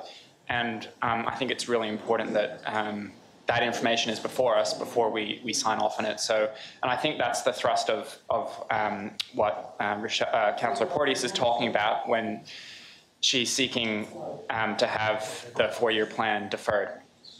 In terms of the amendments that Councillor Porteous has suggested to the operating budget, I think that those should also be put forward as amendments to Councillor Drury's primary motion. And I'll move that way. And I think that each can be dealt with separately, because I think they're all important for us to consider. And I'm talking in particular about point 3, items I through 7, 1 through 7, and point 4 of Councillor Porteous's foreshadowed motion. I think all of those should be dealt with separately. And sorry, Chair, I won't always ask you to listen. I'm suggesting that we move as amendments to the primary motion all the points 3 of Councillor Porteous's foreshadowed motion and point 4, and I'd like those to be dealt with separately so that we can vote on each of them individually, separately from the foreshadowed motion. So I think in particular, I want to speak to the Child and Family Services point. I think it's important that we know we have not made any decision to decrease the level of service. We haven't made any decision to relocate the services at May Murray or at Leichhardt Children's Centre. So I think that the budget should reflect that. If we make a decision changing the level of service, then we'll have to make an amendment to the budget. And I think that's the way it should be, because this was the intention of the councils when they invested in the Steel Park and Leichhardt Park, was that they be opened as new centres, and I think that our budget should reflect that. In terms of item 4, obviously we have concerns about the overhead charges in the Child and Family Services budget, and I think that we should seek a briefing on that so that we can work out a way that we can more accurately budget for the corporate services overheads. Thank you for that. Damos? Yes, Mr Mayor, I must say that here was our first opportunity, our very first budget as the Inner West Council, exciting new documents, and I think it turned out to be all a little bit too glossy for me, and I don't see any opportunities that we had to convince our public that the merger has moved in the right direction. We are offering better services. We are possibly reducing the costs on our residents. In fact, I think we have produced, as I say, a range of glossy documents without any proof that 2 years now, more than 2 years down the track, we are tackling head-on some of the issues and reasons why we put to our community, why we put to them that we should be merged. And I can't see much in this document that would give any confidence to our community that this is simply just an administrative process, pushing three odd parts of a jigsaw puzzle together and trying to make it work. Still, we have a budget in front of us. I would like to ask a further question. That is about the 3 items noted by Councillor Porteous in regard to WestConnex. I believe that we are currently seeking funding for those, so I'd like to ask through the chair whether that funding has been found and or allocated or will be. Thank you. I'll put that question to the Chief Financial Officer. Did you catch the question? No. Councillor Stamos, do you mind repeating the question? Yes, Councillor Porteous, part 3 of the motion that she has put forward, part 3, points 2, 3, 4 have resolved their funding for our WestConnex projects that were put forward before as notices of motion. I'm wondering whether those funds have already been found or whether they were going to be included at some stage in the future because they have been dealt with previously on council. Do we know where they're at the moment? Thank you. Okay, thank you for that. I'll put the question to the officer. Through the chair, the $150,000 and $100,000 have been allocated in the current year's budget, and there is an allocation for the WestConnex unit in the 18-19 budget. Okay, thank you for that. Councillor Hesse. Thanks, Chair. Through you to the relevant officer, if I may, Chair, and I apologise if I haven't got the words quite correct, and I apologise I couldn't make the briefing last Tuesday, a family matter to attend to. The administrative charges which have been allocated to the childhood services part of council's work, which I understand have, on paper, increased the costs and put it into deficit. Have those charges been levied on all the other aspects of, all other units of council? Put that question to the officers. Through the chair, yes, so what we do is basically we take corporate support services, which is one of the service units there, which includes things like finance, IT, our legal team and so on, and we allocate them across the service units that perform services to the community. And they have been levied across according to FTE. All units? All units, yes. Can I ask a follow-up question, if I may, Chair? They've been allocated across, but of course, has there, in the way you've structured the allocation, taken into account the different profiles of different units? For instance, I imagine childcare workers are probably a lot cheaper to employ, or garbos are probably cheaper to employ than people in the finance unit. So is it a straight dollar for, is it a straight sort of dollar for per person, or have you allocated a weighting for the salary profiles of each unit? I'll put that question to the officers. Through the chair, we actually allocate the actual budgeted costs for each of those individual units. So we don't do a flat fee or anything along those lines. We take their actual costs, so they recover exactly, they apportion exactly the cost that incurred in those units. Thank you for that. Councillor York. I have a question through the chair and then a couple of comments. Question particularly relating to item 7. It's my understanding of part 3, it's my understanding that all of those elements are already budgeted for as stated in item 7. Can I ask for clarification? Is that the case? Or G now? What? Of the amendment, I'm saying, sorry, of the amendment from Councillor Porteous. So I think we're, through the chair, I think we're referring to F, which is the traffic. No. No? G. G. It's gone from Roman numerals on here to letters up there, which is slightly confusing. So Leichhardt Park Centre has actually been included in the budget, staffed by council, correct? The steel park is included in the budget in the following financial year because it won't be complete and ready operational in the 18-19 financial year. And they're all continuing business as usual at the moment, yes. So included in the budget. All of G is currently, that G is redundant in the sense that all of that is currently in the budget, does not require amendment. Globe Preschool is included in the budget. We do have our Leichhardt Children's Centre is included in the budget, and May Murray, yes. Okay, thank you.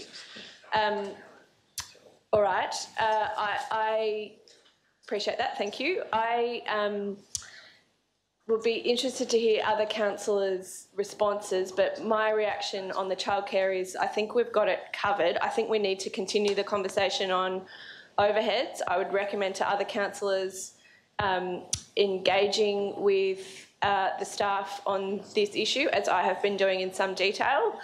I'm not sure that it requires us to hold up the passing of the budget to do that. I think that's an ongoing conversation that we continue to have, okay? And on the other issues that are outlined here, particularly B, C and D, I would have appreciated the opportunity to engage on those in the process that we had initiated through the various notices of motion that we've already passed through this council and the report that we're expecting back, I think, pretty shortly on those issues. And, well, we haven't had the chance to consider that, Rochelle, so I'm not sure how you would expect us with no notice whatsoever to make those decisions on the fly. I'm more than, and I think I've indicated several times in this chamber, I'm more than happy to consider and debate those issues, and we should, but I've asked several times for more information on those, and I wouldn't be willing to go back on that position at this point in time with zero notice at all. Okay, thank you for that. I'm just going to ask a couple of questions of the council officers prior to going to Councillor Lockie. My first is just in relation to the foreshadowed resolution. With no additional savings but the $5.5 million being put back into the budget, what would be the deficit status of the council following that resolution? Basically, we would be close to $8 million or over $8 million in deficit, and there would be a number of initiatives that we wouldn't have funding for. Okay, $8 million in deficit. Can I also ask, of the $5.5 million in savings identified from the efficiency dividend, could I get just a rough outline of some of the projects that have been funded through that dividend in the draft budget? Through yourself, Mr Mayor, there are a number of initiatives that are funding the $5.5 million, including the traffic and parking needs assessment, the harmonisation of Section 94 plans, LEP, DCP plans.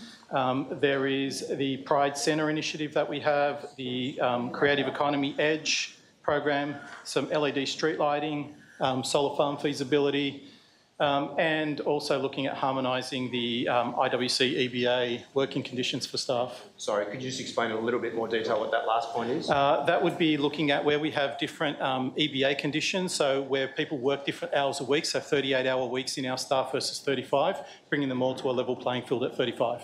Right, and that's been funded through the $5.5 million efficiency dividend? Correct. Okay, thank you for that. Councillor Lockie? So I just had a few questions for the relevant officer through the chair, and I apologise for the first one because I know this was what Councillor Stamalos attempted to ask, but I just wanted to clarify for my understanding. From the foreshadowed motion under items 3, I think it's B, C and D up on the screen, which one of those, so am I right in thinking that you've said some of those are actually, there is some budget allocation for B, C and or D in the budget already? Of point 3? Yes. Yes. Of I'll the put that foreshadowed. question to the officers.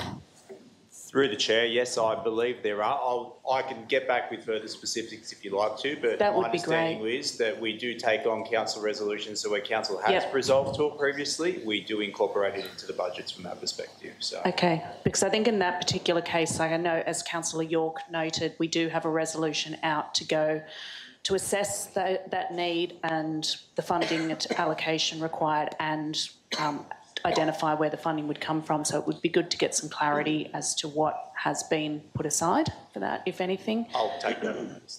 And I just wanted to clarify as well, in regards to the 5.5 million in efficiency dividends, am I remembering correctly from our briefings that those savings are coming from the staff that were with council but are no longer employed by us?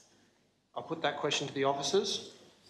Through the chair, the 5.5 million savings a savings target that staff will need to identify. We won't be able to identify, achieve those savings through staff because we are still within protection periods, and therefore we'll have to find it through initiatives like looking at procuring better, reducing some of our procurement costs and other contracts that we have that we're bringing together and harmonising. But just to further clarify, because I think this is the point Councillor Locke is trying to get at, there are a number of positions that have remained unfilled during the process of amalgamation to allow some flexibility to find those savings through improved services in that process. Through the chair, yes. Okay. Approximately how many positions? There are 60. Okay. Thank you for that. Councillors, further discussion? Councillor De Cruz? Yes, we met with the staff on Friday afternoon and had some concerns, and the 5.5, I guess, is one example of this, is the way that the budget's structured is there's not a lot of transparency as to where the money's coming from and what it's being allocated to. And that's really what we're intending to try and find out, to actually structure the finances so that we can understand and councillors can see what they're approving, which I think in the current form that's not the case, and that's specifically on point 5 to understand where that 5.5 will be coming from and to even adopt that as a policy and what kinds of areas it's coming from and what impacts those will have, and even then what projects at what cost we're doing these specific projects, because certainly some projects come from other sources of funding, and that's also something else we can do, is look at other sources of funding for various projects at different times. While I'm up, one of the other things I also was a little bit concerned about in the general plans was the current relationship with the Aboriginal and Torres Strait Islander community, and particularly in relation to the Metropolitan Land Council, which, like our council, was the first council to sign an agreement on principles. And just in terms of the plan, I'd like to see the Inner West Council move to amend the agreement now that Liga Council's no longer in existence, and also further that we look to have a couple of events a year, because it's actually significant. There's only very few people in the Lands Council who can actually do a welcome to country, but we actually have events which can do that. Yeah.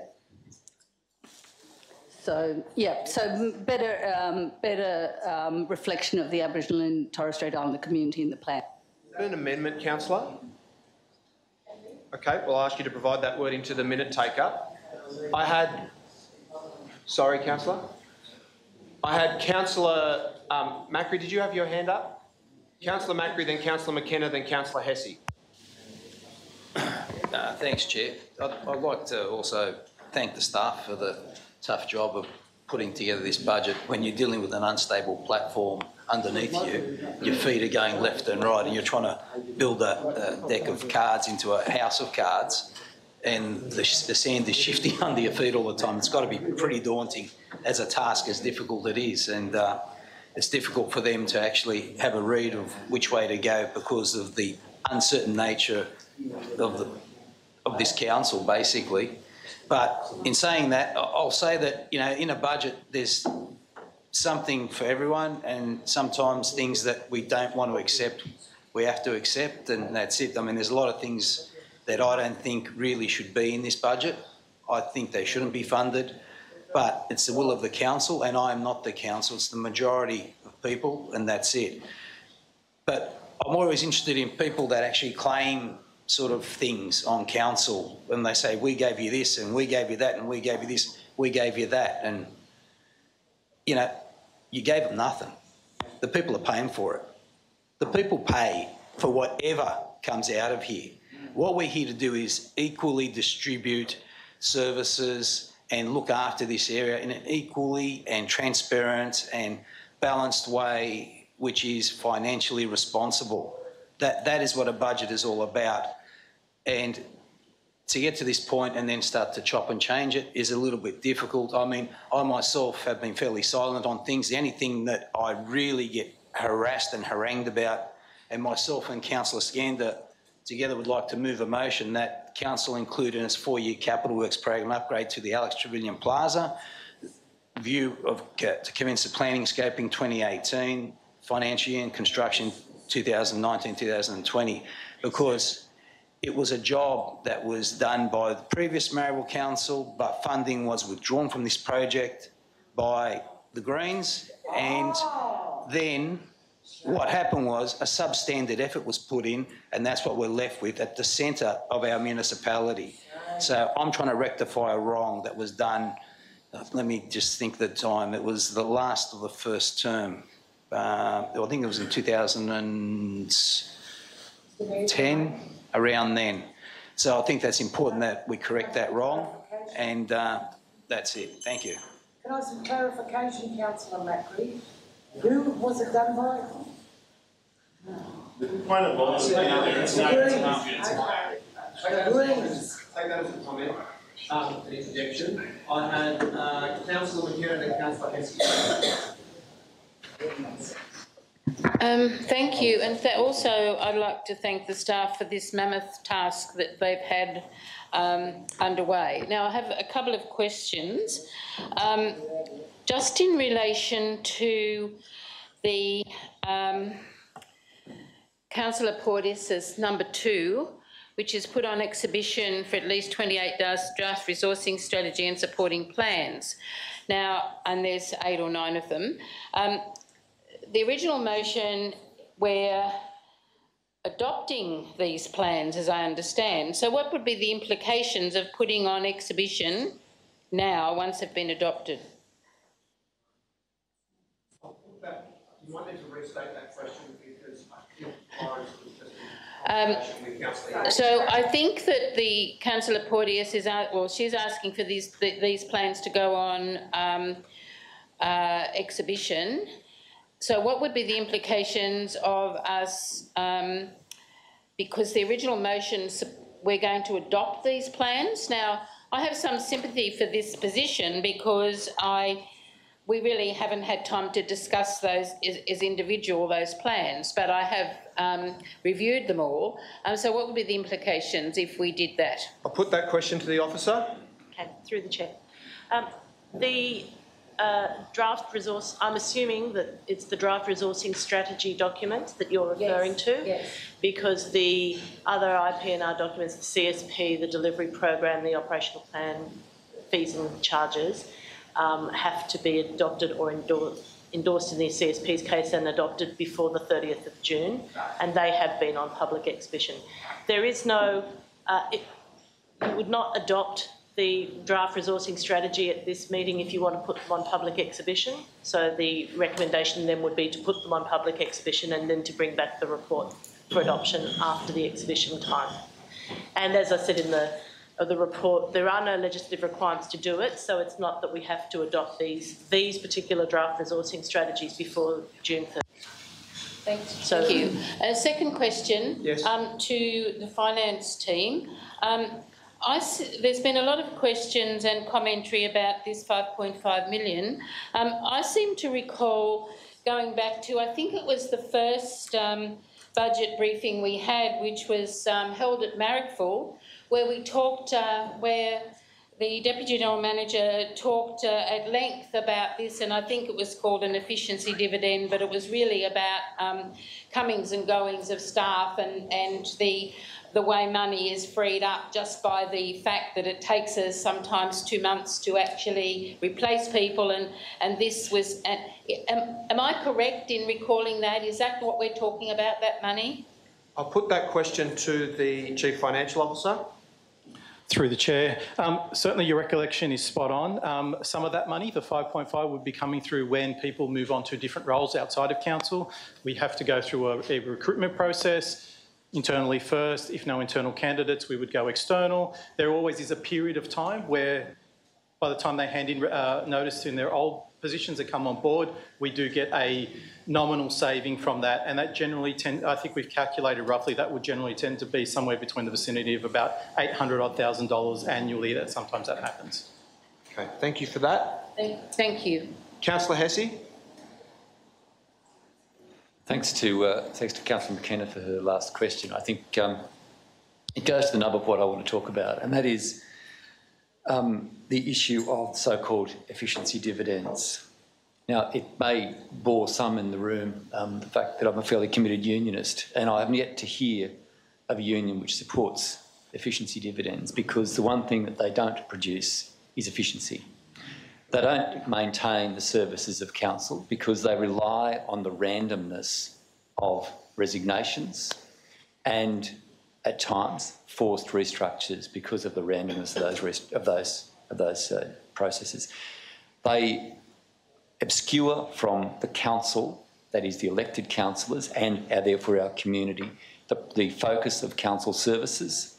And of course, they reduce the service to our community in the long run and damage the morale of staff who've already suffered immensely because of this forced amalgamation.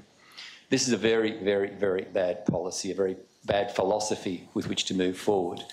And I would argue that we as councillors, if we see the need to make cuts to our programs because of various costs, then we have to make them deliberately, because we then consult with our community and we get the feedback from the community directly about whether those costs or those services that we may no longer provide are reasonable to not provide, and if there are alternatives. That is the honest and honourable way to go forward, and it is the only reasonable way forward. It is also, frankly, it's a classically social democratic way to go forward, not neoliberal, and I'm not a neoliberal. I'm not about to vote for neoliberalism. When it comes to the Alex Trevelyan Plaza, it may amuse some, amongst them Anthony Green and obviously Councillor Macri, that the Greens have never actually held a majority on any council in Marrickville, much to my regret, I have to say. But 5 out of 12 was never a majority, so I'm not sure how the Greens stopped the refurbishment of Alex Trevelyan Plaza. Miracles do happen, of course, but I don't believe in them personally.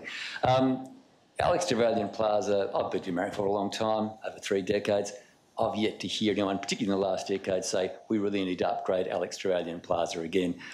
No disrespect to Councillor Macri, I know we all like a bit of a victory every now and again, and I'm sure that to people in Councillor Macri's fraternity, a few extra bibs and bobs in Alex Trevelyan Plaza will look lovely, but it actually won't add to the services in Marrickville. And I wonder how Councillor Macri will vote when it comes to supporting the people of Balmain in their long-held desire to have a square next to the post office there. So, yes, let's avoid the games. I'd agree, Councillor Passes. Thank you. Go down and have a look at the place in Marrickville. Okay, thank you very much. I'd like to make a few... When councillors have concluded, I'd like to make a few comments. Firstly, I would like to echo the thanks that's been given by a number of councillors to the officers of the council for their hard work under very difficult circumstances in developing the budget. The truth is, obviously all of the councillors have been taken aback by the way that we were treated through the amalgamation process and how undemocratic that was. It's been a very difficult process for the professional officers of the council as well. And it's easy to forget that because they don't have a public voice. But it's been noticeable to me, whilst the process hasn't been perfect and not every decision might be agreed with by everyone, that they have approached that diligently and in the public interest. And I want to offer my thanks in particular to Pav, Michael and Lawrence, and to the General Manager for their hard work over the last more than 6 months in putting the budget together. I think it's impossible to ignore the very bald fact about the foreshadowed motion, which is that it's not an alternative budget, it's financial sabotage. Either it's for an $8 million deficit at council, or it's for cutting all of the things that we've identified that could be funded through the efficiency dividend saving. I'll just run you through a few of those. The money to draft a new LEP, that's funded through the efficiency dividend. The EDGE program, the arts program, our alternative to Vivid, funded through the savings dividend. Probably most importantly of all, the enterprise bargaining agreement, the process through which we'll get collaboration and consensus between the executive of the council and the officers about reducing working hours and standardising them across the council. $1.5 million funded out of that efficiency dividend. $1.4 million for street lighting funded out of that efficiency dividend. So there's no magic pudding here. Put the ideology aside. I don't really give a damn. Neoliberal, social democrats, Trotskyite. We're here as a board to run the community's assets. So take the politics out of it. There's no magic solution. Either you blow out the budget or you find savings or you don't do the programs that I've just described. And I might add, and I think this is a statement of fact, there is nothing more likely to result in the council being placed into administration again than the council suddenly and without consultation with the community deciding to go into deficit to the tune of $8 million. And some people might describe that sort of action as being designed to undermine the success of this government. Some people might conclude that this is actually about wrecking the local government so that a de-amalgamation can be justified. I say no one could possibly be irresponsible enough to act in that way. It must just be poor judgment. So I want to thank all of the councillors who spent the last 6 months moving resolutions to put forward positive ideas. Let's not go into administration. Let's not put ratepayers $8 million into deficit. Let's act responsibly and get on with improving services. Now, is there any further contributions from councillors who haven't yet spoken? If not, I'll go to Councillor Drury for his right of reply. Well, I just have a question through the chair first, and that is about the recruitment program for the general manager's position. Is that included as an item in the budget? I'm going to rule that out of order. I would say certainly normal HR budgets are included within the budget, but it's not relevant to the matter. If you want to talk to one of the relevant officers, subsequently, you know that matter will be dealt with in confidence. Thank you. That question was answered. Sorry, one final thing. I'd like to move as an amendment, primary motion 22 of Council 46 so that we put on exhibition the strategy, which is, I think, very significant things. I think would be in the community's interest and in our interest to have those on exhibition for it. I'm going to move that is a foreshadow motion, which it is in the foreshadow motion, contrary to the primary motion. Therefore, it's not an amendment. It's reflected in the existing foreshadow motion, which you're welcome to vote for if you wish to do so. Councillor Drury, you're right to reply, and then we'll deal with the amendments. Thank you, Mayor. Firstly, I'll indicate that I'd like to accept the resolution in relation to Alex Trevelyan Plaza. Once a year, I'm amongst a whole lot of people who go down there to acknowledge White Ribbon Day, and every year we swelter in that square which is inadequately provided for in terms of shelter. There are many people who I believe want to see an upgrade of Alex Trevelyan. There are people who meet in that square who could be afforded a little bit more shade than they are. And certainly, I've spent many years arguing against efficiency dividends. I understand the rhetoric, I understand the argument, I understand the politics. I also understand that in this council we do need our general managers, our managers, group managers to manage. We need them to get in there and to look for some efficiencies and for some savings. So I'm supporting this time. I wish it was called something else. I counselled the staff and the general manager to call it something else. They didn't. But I support it this time because I think there is a need to drive some efficiencies in our council. I note in a number of areas where that's certainly the case. Going to the point about this document doesn't present a really strong argument for amalgamation. It's not meant to. It's about how the vision we have for our community that's been supported through community engagement and the budget and the fees and charges we have for the future. I think one really important aspect of this is the better way that we are dealing with depreciation. The better way we deal with the depreciation, this is far better than any of the three councils. We are putting aside now 26 mil in terms of renewals into the future. That is a massive improvement and an attempt to get into our backlog that we've never had before, and I will maintain my support for that.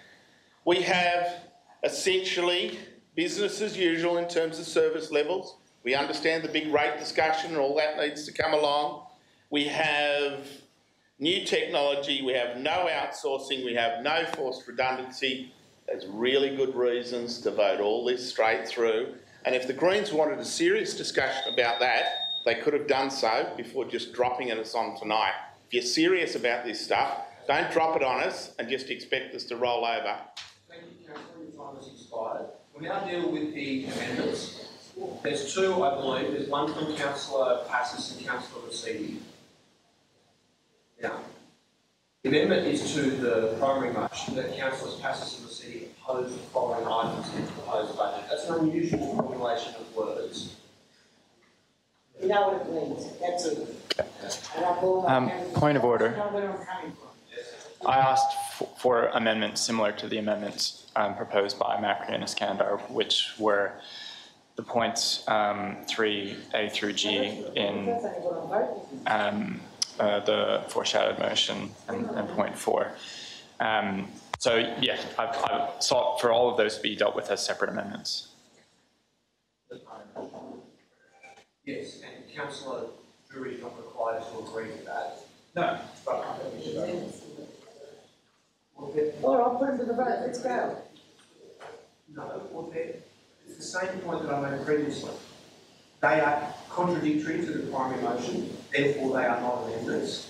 They are reflected as they would be a foreshadowed motion. There is already a foreshadowed motion that states exactly that. Sorry, how are they different to these? It's your responsibility to provide the wording to the minute taker. I have provided the wording. Okay, well, I'll ask them to put the wording on the screen so we can all understand it, given your challenging my go with my determination about the procedure.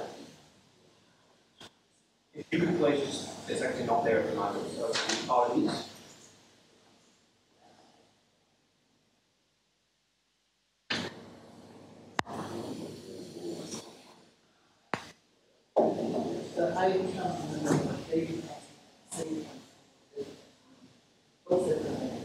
So you want a foreshadowed motion which you accept. No, you accept that the foreshadowed motion, your motion, is in contradiction to the primary motion. But what you then also want is for each component of the foreshadowed motion to be voted on separately as an amendment. I'll rule that is a foreshadowed motion. Sorry, no, it's not the whole of the foreshadowed motion. They're just individual items relating to amendments to the operating plan and budget, just like Councillor Passis and Rescind are moving, and just Councillor, I've already made my ruling. They're in contravention of the primary motion. They do the opposite to what the primary motion does. How are they any different? You're welcome to move a dissent in the chair. I think it's fairly straightforward, but I've made my ruling and we'll now get on with dealing with the rest of the amendments. Can you just explain, if that's your ruling, how this would differ from the Passis Rescind motion? Amendment. How does it differ? I've made the ruling, councillors. You're welcome to move dissent in the chair. For example, councillor, I'll call the meeting to order. 150,000 for a health report. I'll call the meeting to order. How is that different from? I'll call the meeting to order. Would you prefer that I adjourn the meeting? I've made a determination. Councillor, will you accept it, or will you move a motion to dissent? Because it's inconsistent. Are you going to move a motion to dissent, or should I adjourn the meeting? No, I'll move a motion to dissent. Okay, Councillor Kiat is moving a motion of dissent in the ruling that that wording reflects a foreshadowed motion. Is there a seconder for that?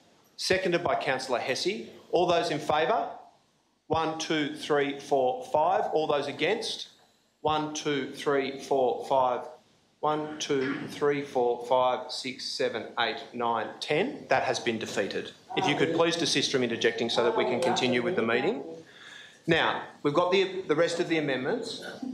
So we've got the amendment from Councillor Passis and Councillor Rescind. We've got the amendment from Councillor De Cruz. Is there a seconder for the De Cruz amendment? And is that amendment to the, seconded by Councillor Steer, is that amendment to the foreshadowed motion or the primary motion, Councillor? That's an amendment to the primary motion. That is an amendment. And we've got one more from Councillor... Oh, it's only two. Excellent. Okay, so we'll deal with the Passis Rescind motion amendment first. Councillor... So I'd like to move an amendment, if I can. No, I'm sorry, you're not able to because we've already had the right of reply and we're up to the voting stage. And I've already made that determination. So, Councillor... It's clearly biased and it's clear that if you're going to... We'll adjourn the meeting for a period of...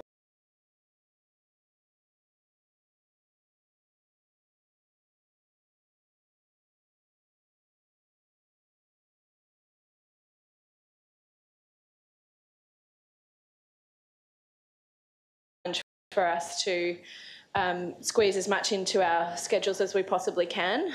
So I just thank council staff for continuing to work with us on that and plea that we keep improving along those lines. And secondly, I just wanted to note that the language in the council report does refer at least once, possibly several times, to the mayor as he. And while I know we all find it difficult to imagine a future Inner West Council without Darcy at the helm, I do strongly believe there will one day be a female mayor of the Inner West Council, and I hope that this policy lives to see that day. I'm sure it will. So I'd just ask, as a matter of general principle, but particularly in our communications-related policies, that we refer to the mayor in appropriate gender-neutral language. Thank you. If I can just add, that was an oversight and certainly will amend.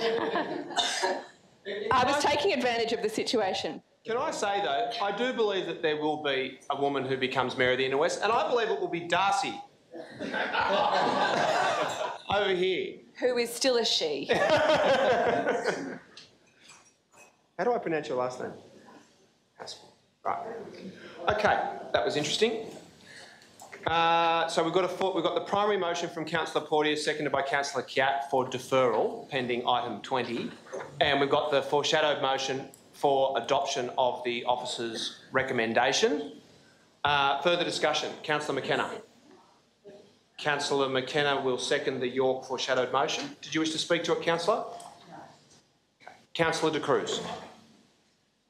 Yes, I've sent through some amendments. I actually had some concerns about the acknowledgement to country section, because I think policy has to be clear on when, clear and provide guidance to staff and other people as to when to use who and who to communicate with. And so I actually suggest that we identify significant events in the annual calendar where the Metropolitan Land Council will be invited to do a welcome to country, and that as a matter of policy there should be at least 2 a year, and they would perhaps be the mayoral election and one major festival, and it could be different festivals.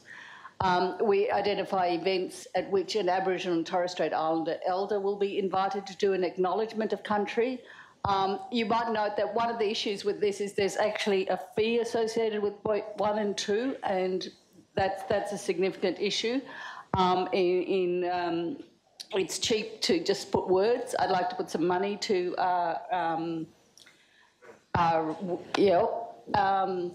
and then in item 3, we do have a very wonderful person, a capable woman who does a wonderful acknowledgement of country in Deborah Lennis, and I would actually like to think that when she does that, it is actually done as an acknowledgement of who she is, and that she's actually doing it as in particular because of her background, and she does it in language which is quite incredible. Sorry, I've just lost 5 there. I actually think the other things we also need to perhaps is have guidance on when it's appropriate to include a smoking ceremony in an event, We've got 6, sorry, and these are just, I suppose, number 6 is a more general one about including Aboriginal and Torres Strait Islander businesses and artists by purchasing services such as catering, gifts and cultural training services. And 7 is probably being a bit pedantic, but I think it would be good for us all to know the boundary between the Gadigal and the Wongal lands. And just on the acknowledgement, your policy currently says every speaker does an acknowledgement. It's really, it all cuts into the time, makes it a very, very long evening. Okay. Whilst the amendment does include expenditures, I'm going to rule that it's in order because we do already pay for those services in some instances, so it's not a new policy, it doesn't specify an increase in funding, so I'm going to rule that that's in order. Councillor Drury. Mayor, may I get officer comment on these propositions, many of which I think I appear to agree with? Thank you for that. So, Mark's up, Councillor Drury is asking for a brief verbal explanation from the officer about the report, so, which is something that we haven't been in the practice of doing here, but which used to happen all the time before like asking for outlining. So if you could just use a bit of an outline about the recommendation from the report. And the amendment. Oh, sorry, I'm confused. Yeah, no, I was asking for comment in relation to the 7 points of the amendment, if we may. Okay, I'll put that question to the Manager of Communications and Engagement. So in relation to those, it's obviously up to councillors whether they wish to include them in this policy, whether that's appropriate in an event invitation and speaking policy, or whether it should perhaps be included if it is part of a wider piece of work around, you know, Indigenous recognition and acknowledgement across the functions of council. Either way, it's something that could certainly be done, and I'd be seeking input from the relevant group manager, community services and culture.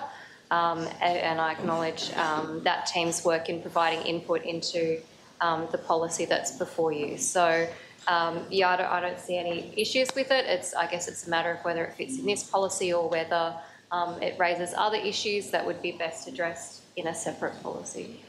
Can I ask another question about the same matter? Because I concur with Councillor De Cruz that I think the acknowledgement of country that Deb Lennis undertakes is really, really powerful and very, very good.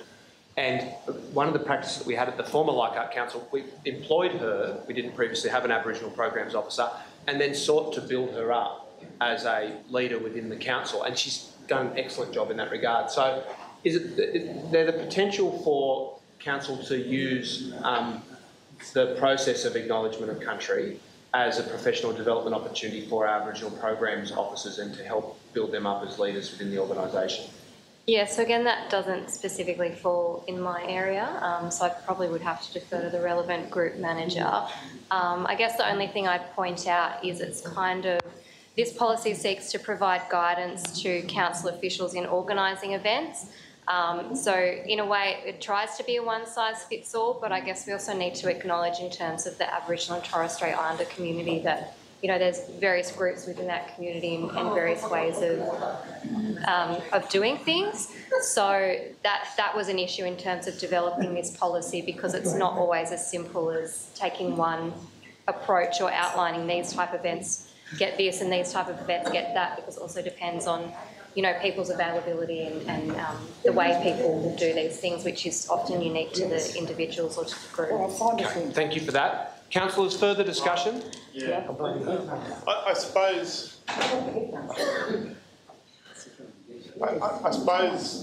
on the point in relation to acknowledgement of council, I'd also really like to hear the view of our local committee. I think we're getting close. We're out on public exhibition in relation to the committee, but I think it is something pretty dear to their hearts. So I do think that perhaps, whilst I think I agree with all of those points, and I've indicated a willingness to actually look at the issue in terms of the notice of motion that's come up very quickly around in terms of this matter that perhaps didn't have as much of my attention as the budget did. So I'm just wondering whether this is something that we should have discussion with the new committee to get their advice on prior to doing. I don't know where that leaves the policy as a whole, because I think, noting what's being said, it's about giving advice to people organising events. I think getting the stuff right around acknowledgement or welcome to country, I think is really quite fundamental, and is probably a bit more important than some of the other elements of this. He says meandering. I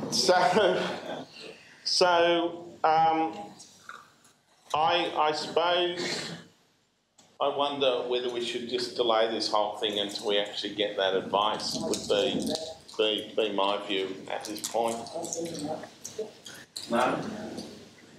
Okay, well, if you could formulate that into some wording, please, Councillor Drury. Can I just say, I'm happy to incorporate Councillor Cruz's amendments into my motion, and I'm also happy to include that there be further consultation on those amendments, and that be part of the deferral. So we're deferring both for those amendments to be further consulted, and also for the potential incorporation of some rule of the protocols that are in Councillor Stamilos' motion, which are in fact recommended by the staff to also be considered to be incorporated. So it seems to make sense to defer the policy and to get it right. You've already spoken to the item. Councillors, I'm confused. Yes. We've got a primary motion from Councillor Porteous and Councillor Kiat that we postpone the matter we defer the matter for about half an hour until we get to item 20 on the agenda. We've got a foreshadowed motion for adoption of the policy. Councillor Drury now seems to be proposing a third. No, that was a foreshadowed. I'll take it back. Right. Sorry, if it's not clear, it's not meant to be deferred for half an hour. It's meant to be deferred to be brought back to council once there's a consideration of item 20 and there's a decision made as to what's incorporated, what's not. But that's to be brought back to council. To be deferred until another matter that's on the agenda is dealt with tonight. So you've withdrawn that third foreshadowed motion. Well, perhaps I'll just add and be brought back to council. And I've also said that the amendments of Councillor Cruz be incorporated as well. Thank you for that. We've now reached the 9:30 mark. It would be good to get through the business tonight, councillors. I'm not sure that every councillor in the chamber needs to speak to a motion for deferral and another motion for event procedures. Chair, just a not a point of order, just a suggestion possibly. Yes. If we could actually bring Councillor Stamilos' motion forward and discuss them together with this. Great suggestion. Let's do that. Excellent. You're always saving time. Always saving time. That was my question, if I could, Mr. Mayor. Go ahead. And just prior to asking the question, I must say that I enjoyed Councillor York's leadership speech tonight. That was a wonderful one, and we'll expect to see your name around. Now, I want to make sure that we're not confusing the issues here. Was the intent to include the essence of my motion into this particular policy? So I'd like to put that through the chair to the relevant The answer is no. They're two separate. It's quite clear. They're two separate motions. Yours is on the same policy issue. Yeah. Yours is a different policy to that which is being proposed by the officers. So I'm going to suggest, if you're willing to deal with them concurrently, Councillor Porteous, you'd then be able to withdraw your motion if you so my only concern is that we've got people here in the gallery who are waiting for items, and I think it would be fair that we have already spent quite a lot of time on this item. Well, mostly with you speaking. The only additional time will be for Councillor Stamilos to be able to speak to his motion. I'm going to rule that it can be brought forward if you would like to do so, Councillor Stamilos. You willing to deal with it now? Would you like to speak to the motion? Councillors will be aware that Councillor Stamos is about to speak to item 20 on tonight's agenda, which will now be dealt with concurrently, given they're on the same policy area. Councillor Stamos, you have the floor. Thank you. So we're on item 20 now, councillors, and what I'm doing here is setting up what I hope to be some strong principles and protocols for council-approved public meetings. Now, I'm under the assumption that our various councils did it in different ways in the past, but I think it's now important for us to outline what some of these principles are. And that is that, in essence to me, the public meeting should be presented by council. We should know who our chairs are of these public meetings, and they should offer the public opportunity to interact in that meeting in some form. I would not call it a council public meeting if our public have not had the opportunity to interact either by making comments or questions and answers at the end of a session. And in particular, I refer back to the meeting that we had on Westconnex.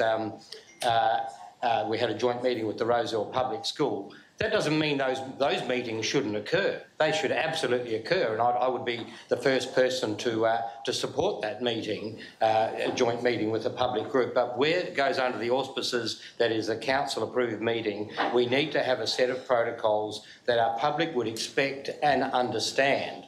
Where it's a council meeting run with a particular organisation, that's a different thing, and possibly we don't call that a council public meeting, but something else. So that many many people came along to that Rozelle meeting in particular, where they thought they'd have the opportunity to ask questions and the like, but that wasn't provided to them. So I think there's room for both, but I'm saying for those council-run meetings, we need to adopt some standards, and they need to be consistent now for the Inner West Council. Okay, thank you for that. Councillor Passis. I agree with Councillor Stamos to a certain extent. As far as I'm concerned, 90% of the meetings are a waste of time and they're only political exercises. But I do believe if we're going to spend our council staff's time and ratepayers' resources, that councillors from that ward, wherever the meeting is held, whatever the issue is, should be given the opportunity to speak. This is what I think about public meetings. As I said, they're political exercises. Residents have many channels where they can put their views across. They contact their councillors, they contact the council, they speak to appropriate staff for any information they need. I think all the councillors are proactive when they're being contacted by residents. I think we're public meetinged out. And to me, now leading up to the state election, I can imagine how many more are going to be called. There'll probably be a public meeting because there's not a bubbler in a certain area, so they'll want a public meeting on that. Then they'll want notification where the bubbler's going to go. Then they'll have notification, a public meeting on what colour you want the bubbler to be. So let's be sensible about this. When it's a very, very important issue, yes, but not when it's political exercises. And I'll go a bit further and say I'd like to know the protocol when certain councillors ring up and say they want a leaflet drop on a certain issue. What's the criteria there? Who signs off on that? Or has every councillor the opportunity to request a leaflet drop in certain areas on any issue? There's been a fair few leaflet drops and public meetings that, I called for one on the Waratah Mills and nothing happened. And it's a big issue and people are very, very concerned about it. Yet when other people want a public meeting that happens, bang, like that, leaflets go out. And the funny thing is the leaflets don't even have the names of the ward councillors. They've got names of councillors from other wards. So you agree? Well, I'm worried now I'm going to take back what I said. So this needs to go a little bit further. But mainly how this motion's put up, Councillor Stamos is right. ward councillors should have every right. Unless it's the mayor and it's a public meeting, the mayor's only going to chair it, and it's an information session, not a Q&A. Okay, the mayor. But if it's Q&A, the ward councillors all should have the opportunity to speak. Okay, thank you for that. Now, councillors, I'm going to ask for your assistance and patience here, because we are now in a somewhat convoluted position. So, Councillor Stamos' motion, which was tabled in the last meeting, was that we should have a report come to the August ordinary meeting about procedures for public meetings. Yes. That report, in the meantime, which was in preparation at the time, as noted by the council officers, has now been brought onto this meeting agenda. So there's not actually a contradiction between Councillor Stamos' original motion and the officer's recommendation. So the substantive motion is whether to adopt the policy that's been proposed. Further to that, Councillor Fortis is proposing deferral pending consideration of Councillor Stamos' motion, and we're considering it now. So I'm going to rule that that is redundant. Councillor Stamos, did you want to propose further deferral of this, or do you want, are you in support of adoption of the policy, or do you want to propose amendments to the policy? I'm waiting for amendments to go through. A councillor's given the right now to speak? Yes. Well, most councillors have spoken. But, so I'm going to say that the officer's recommendation becomes the primary motion. Councillors will all be familiar with that because we've all read the report. I'm going to speak very briefly about the substance of it. I support the report and the recommendation, and I just want to go to the crux of the difference between the officer's recommendation and what Councillor Stamos is suggesting. Essentially, the officer's recommendation is the status quo.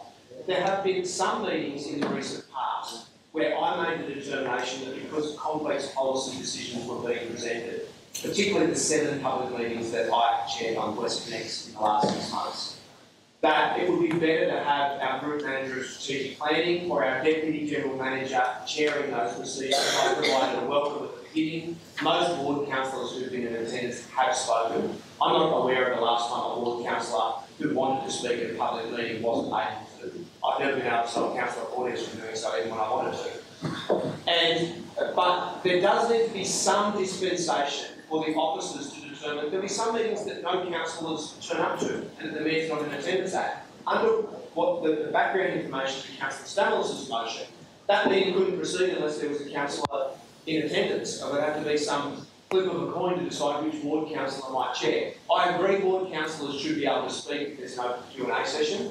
But I don't agree that we have to be inflexible and that officers can never be chairing the meetings. Sometimes that works better.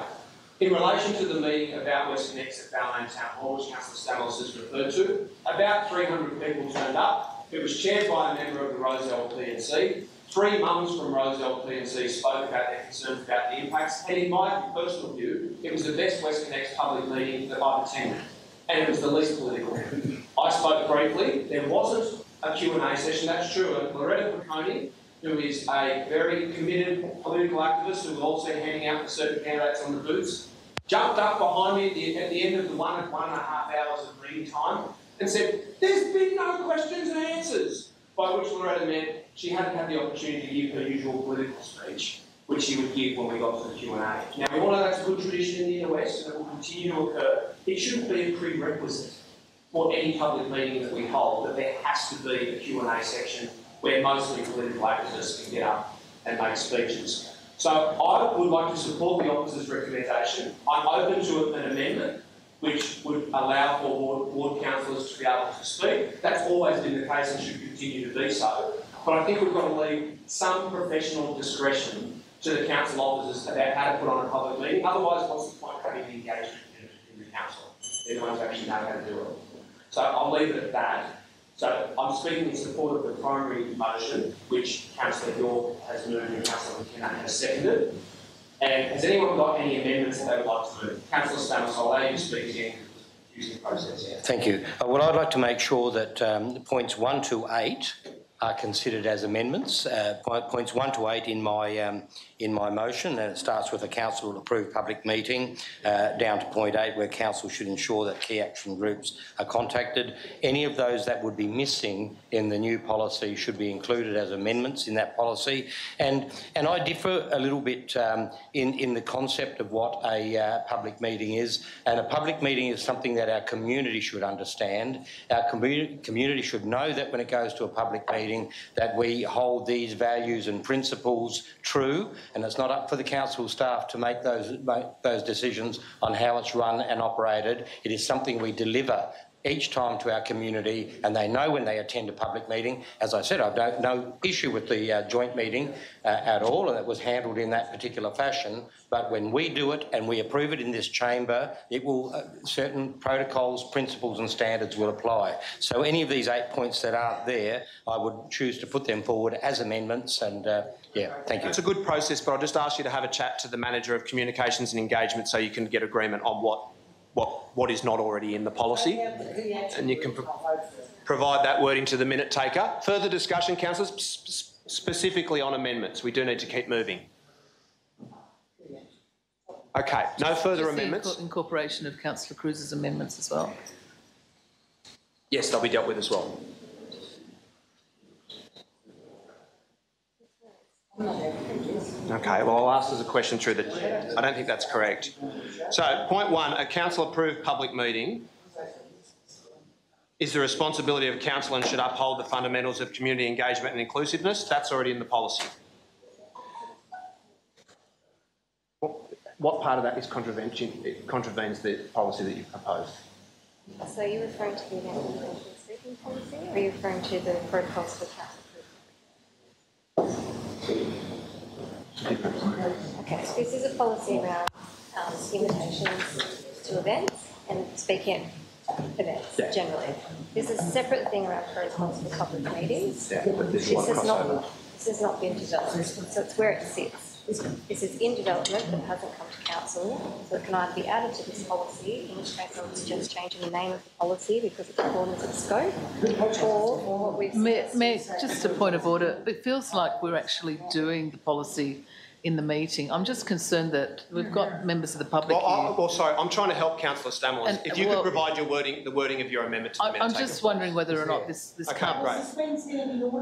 can we defer this item and have it brought back to us in a form where we can debate on it? Because I'll go to Councillor York for her right of reply, and then we'll deal with the amendments. You're not required to give one. I waive my right. Okay, let's go to the 8 amendments. Sorry, 9 amendments if you include Councillor De Cruz. Yes, we'll deal with them separately. Is there a councillor who's willing to support the amendments en masse, just to make it simpler? Councillor Hesse, is that councillor? Amendment 1. A council-approved public meeting is the responsibility of council and should uphold the fundamentals of community engagement and inclusiveness. Moved by Councillor Stamler, seconded by Councillor Hesse. All those in favour? All those against? That has been carried. Amendment 2. Council-approved public meetings must allow for councillors, at minimum ward councillors, to speak. Length of meeting must not be used as a reason to exclude councillor participation. Moved Stamler, seconded Hesse. All those in favour? Against? Councillors McKenna, York and Iskander against. That has been carried. The Chair or MC, Amendment 3, the Chair or MC of a council-approved public meeting should in the first instance be the Mayor. Otherwise, consultation with councillors should take place to select the Chair or MC. Are you excluding the possibility of a council officer chairing the meeting with that amendment? No. What about the Deputy Mayor? Why isn't that in there? He's written the amendment, not you. Don't laugh. I'll now put that. Sorry, answer that now. I've got to you could be chosen. No, sorry. I'll put the amendment as it's been provided to the minute taker. All those in favour? All those against? That has been carried. Item 4. Any existing position of council should be reinforced by the Chair or MC. All those in favour? Against? Declare that carried. That's been incorporated. Council-approved public meetings should include Q&A. Length of meeting should not be used as a reason to exclude or limit community participation. All those in favour? 1, 2, 3, 4, 5, 6. Councillor Cowd, is your hand up? 6, 7. All those against? 1, 2, 3, 4, 5, 6, 7, 8. That has been defeated. Amendment 6. Council must protect public meetings from being or appearing to be party political. We all agree with that. All those in favour? Against? Declare that carried unanimously. Amendment 7. Councillors, at minimum ward councillors, I'll call the meeting to order, should be invited to have input into the content of council-approved public meetings and to contact and work with community groups if the meeting is a joint meeting. I'll put that. All those in favour? 1, 2, 3, 4, 5, 6, 7, 8. All those against? 1, 2, 3, 4, 5, 6, 7. That has been carried and is incorporated. And Amendment 8, Council should ensure that key action groups are contacted and advised of the public meetings. All those in favour? Against? Declare that carried unanimously. We'll now put the primary motion. Councillor Passos was against. Councillor Cruz's amendment. And Councillor De Cruz's amendment, we'll ask for that on the screen.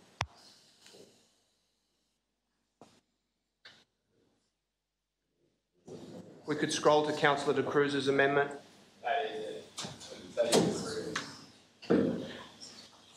Okay, we'll put that. All those in favour?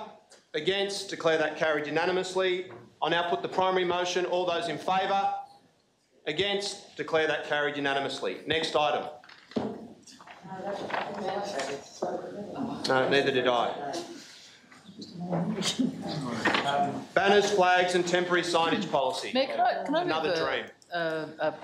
that we move to suspend standing orders and bring forward item 16, as we have a number of members of the gallery here for it, which is the decision motion. 16. We also have people here for other motions ahead of that. Hold on. So is there a seconder for the motion to suspend standing orders? When I wanted to do it, you voted against it. Okay. Can I call the meeting? Man sitting there all night. I'll call the meeting to order. I'll call the meeting to order for clarification. Councillor, I'll adjourn the meeting if you prefer. Councillor Porteous is proposing that standing orders be suspended to bring forward just one item, Yes, that's what I want. not the entirety. Okay. And there's a seconder for that. Who's the seconder? Councillor Passos. Councillor York, do you wish to speak against it? Yeah, there are members in the gallery who have come to hear the debate specifically on other items that are listed ahead of that item. So, no. Okay, Councillor, yes. I just think it's completely unfair, and now we're just completely undermining any participation whatsoever. It's ridiculous. I am very happy to bring forward the other items as well. I'm just concerned about the fact that we've got people in the gallery, and it's been normal process that we do bring forward items that people want to be. Okay, so Councillor Porteous is now moving that we further suspend standing orders. And bring forward items 8, 9 and 16. That's the 3 items I think people are here for. 8, 9 and 16. And could I note as well that Keith Kerr is here to speak to item 22. Well, I'm not further suspending standing orders to hear from that. Well, actually 8, 9, 16 and 22. Yeah, so there's a seconder for that. All those in favour? Against? That has been carried. We'll now deal with item 9, Old Canterbury Road and Edward Street. Item 8. Options for Council's 2 new early childhood education services. Councillor York.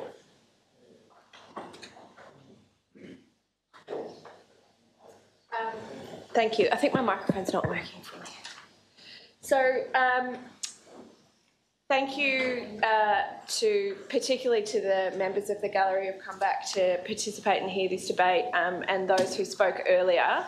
I think the councillors will be aware that council's childcare services is an issue that's something that I feel strongly about. Our council-run long daycare and preschool programs are high quality. They're highly sought after, particularly I know, at least in the Marrickville area, and they're highly regarded in the community. I'm really grateful to the parents who came along tonight to put their view about why they feel strongly about May Murray in particular.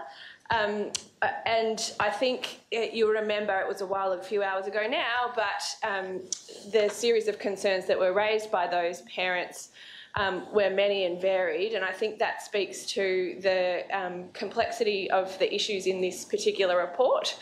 I'm concerned that there are a number of issues that are being that we're trying to deal with simultaneously in a single recommendation, and I, for one, agree with the parents who have spoken tonight but that have also contacted me in the last week by email and phone to say that they would at the very least appreciate a bit more time to consider the issues that have been raised, which include the potential relocation of Globe Wilkins, triggered by the advice from the New South Wales Department of Education that that location will be closed on their decision. A series of knock-on effects potentially that have been flagged in this report by staff to other centres. The opening of our new centres in Marrickville and Leichhardt, which on any other day should be really good news in our community. And the other thing that's wrapped up in all of this is the costs that we need to get our heads around that are associated with the running of these services. Now, I think any one individually of those issues would deserve a serious amount of council's consideration and time and engagement with the community on, but wrapping them all up together, I think, makes it particularly complex. And so I would like to ask councillors that we defer consideration of this issue so that we can seek further advice and take further action, which I've outlined up on the screen on the amendment up there, which is one that we should write to the Department of Education and make clear our view that Globe Wilkins shouldn't be closed, but that if that's their decision, which they're presumably within their rights to make, that we should seek their advice on potential alternative locations that the department could provide in the area for Globe Wilkins before we make the assumption that it must be up to council to rehouse Globe. I should say, though, that obviously I assume that many councillors share my concern of the closure of that centre, and of course we'd like to see that rehoused if possible, but I think we should be seeking the Education Department's advice and support on that, given that it's their closure that has triggered this in the first place.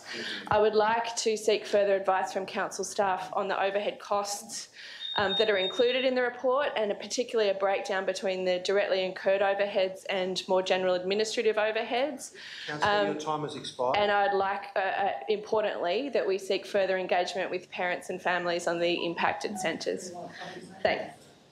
Thank you for that. Is there a seconder for that motion? Seconded by Councillor Iskander. Councillor Iskander, then Councillor Lockie, then Councillor Macri. All was said about the importance of having... If you could turn your microphone on. Childcare services in the area, it is very important, and I myself benefited a lot from, just to mention the centre my kids used to go to, it was my Mary Neighbourhood Centre. It played very important role simply because the centre itself, it wasn't that big, and the communication between the parents and the teachers there helped a lot, developing strategy how to deal with non-English speaking background kids and the normal stream English-speaking kids.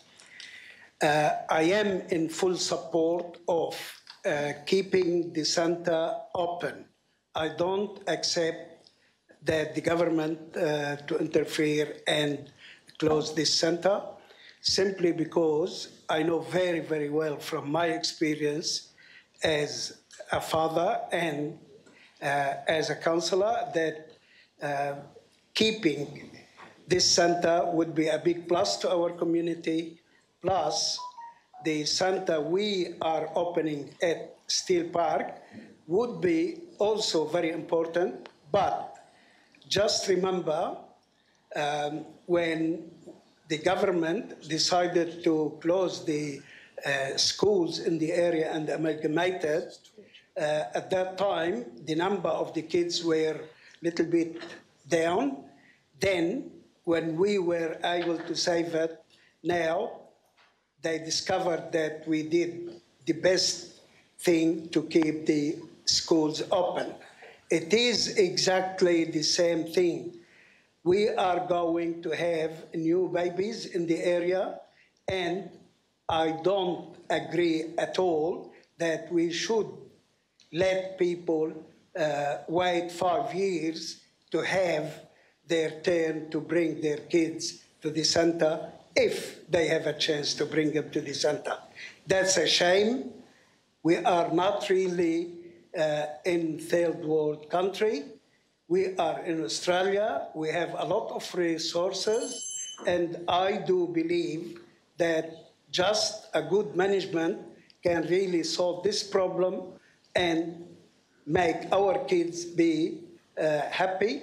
Their parents will be happy. Our community will be proud of this Inner West Council. Thank you.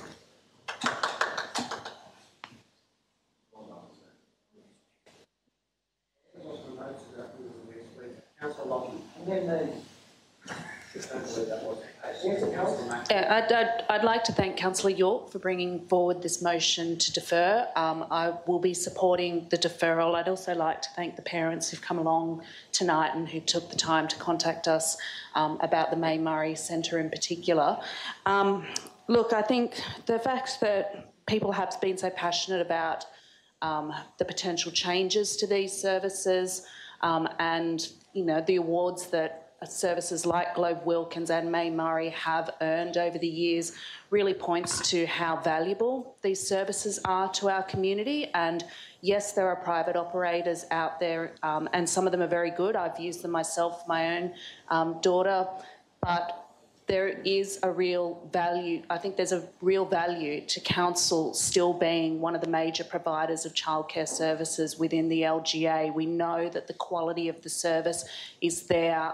We can stand by that, and we know how valued that is by the parents within our community. So I also welcome the fact that as part of the deferral, we will be taking another look at that breakdown of costs, because I think it is important that we do get more transparency around that and more understanding around that, because that is often used as the argument as to why this government should not be involved in this service area. And I think it's important to note that, look, my support for the deferral is not based upon, you know, any criticism of the work that staff have put into this report. I can see that a lot of effort has gone into looking at how we can move these services around to try and avoid as much as possible losing any places, and in fact trying to keep as many as possible. But I think I would feel a lot more comfortable if I knew for sure that we had explored every other option, and that we had, and that parents had an opportunity to put more than a couple of days' worth of input into the decision before it comes back to the council. So, I certainly would like to see us explore other options, and with a view to potentially keeping the services we've got, as Councillor Skander said, rather than actually not increasing, particularly within the Marrickville area, not getting as many additional places as we were planning to get, and that we certainly will seem to need based on development and population forecasts for the area. Councillor Macri. Thanks, Chair. I'd like to thank the ladies for coming to speak. I spoke to two of them on the phone and put my views forward to them.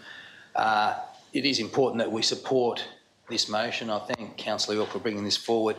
I'd like to ask, when you do write to the Department of Education, I mean, Wilkins is quite a large piece of land. Now, if they can't provide us with the space, can they actually sell us some land that we can actually build a facility on that land? They do have quite a large piece of land there.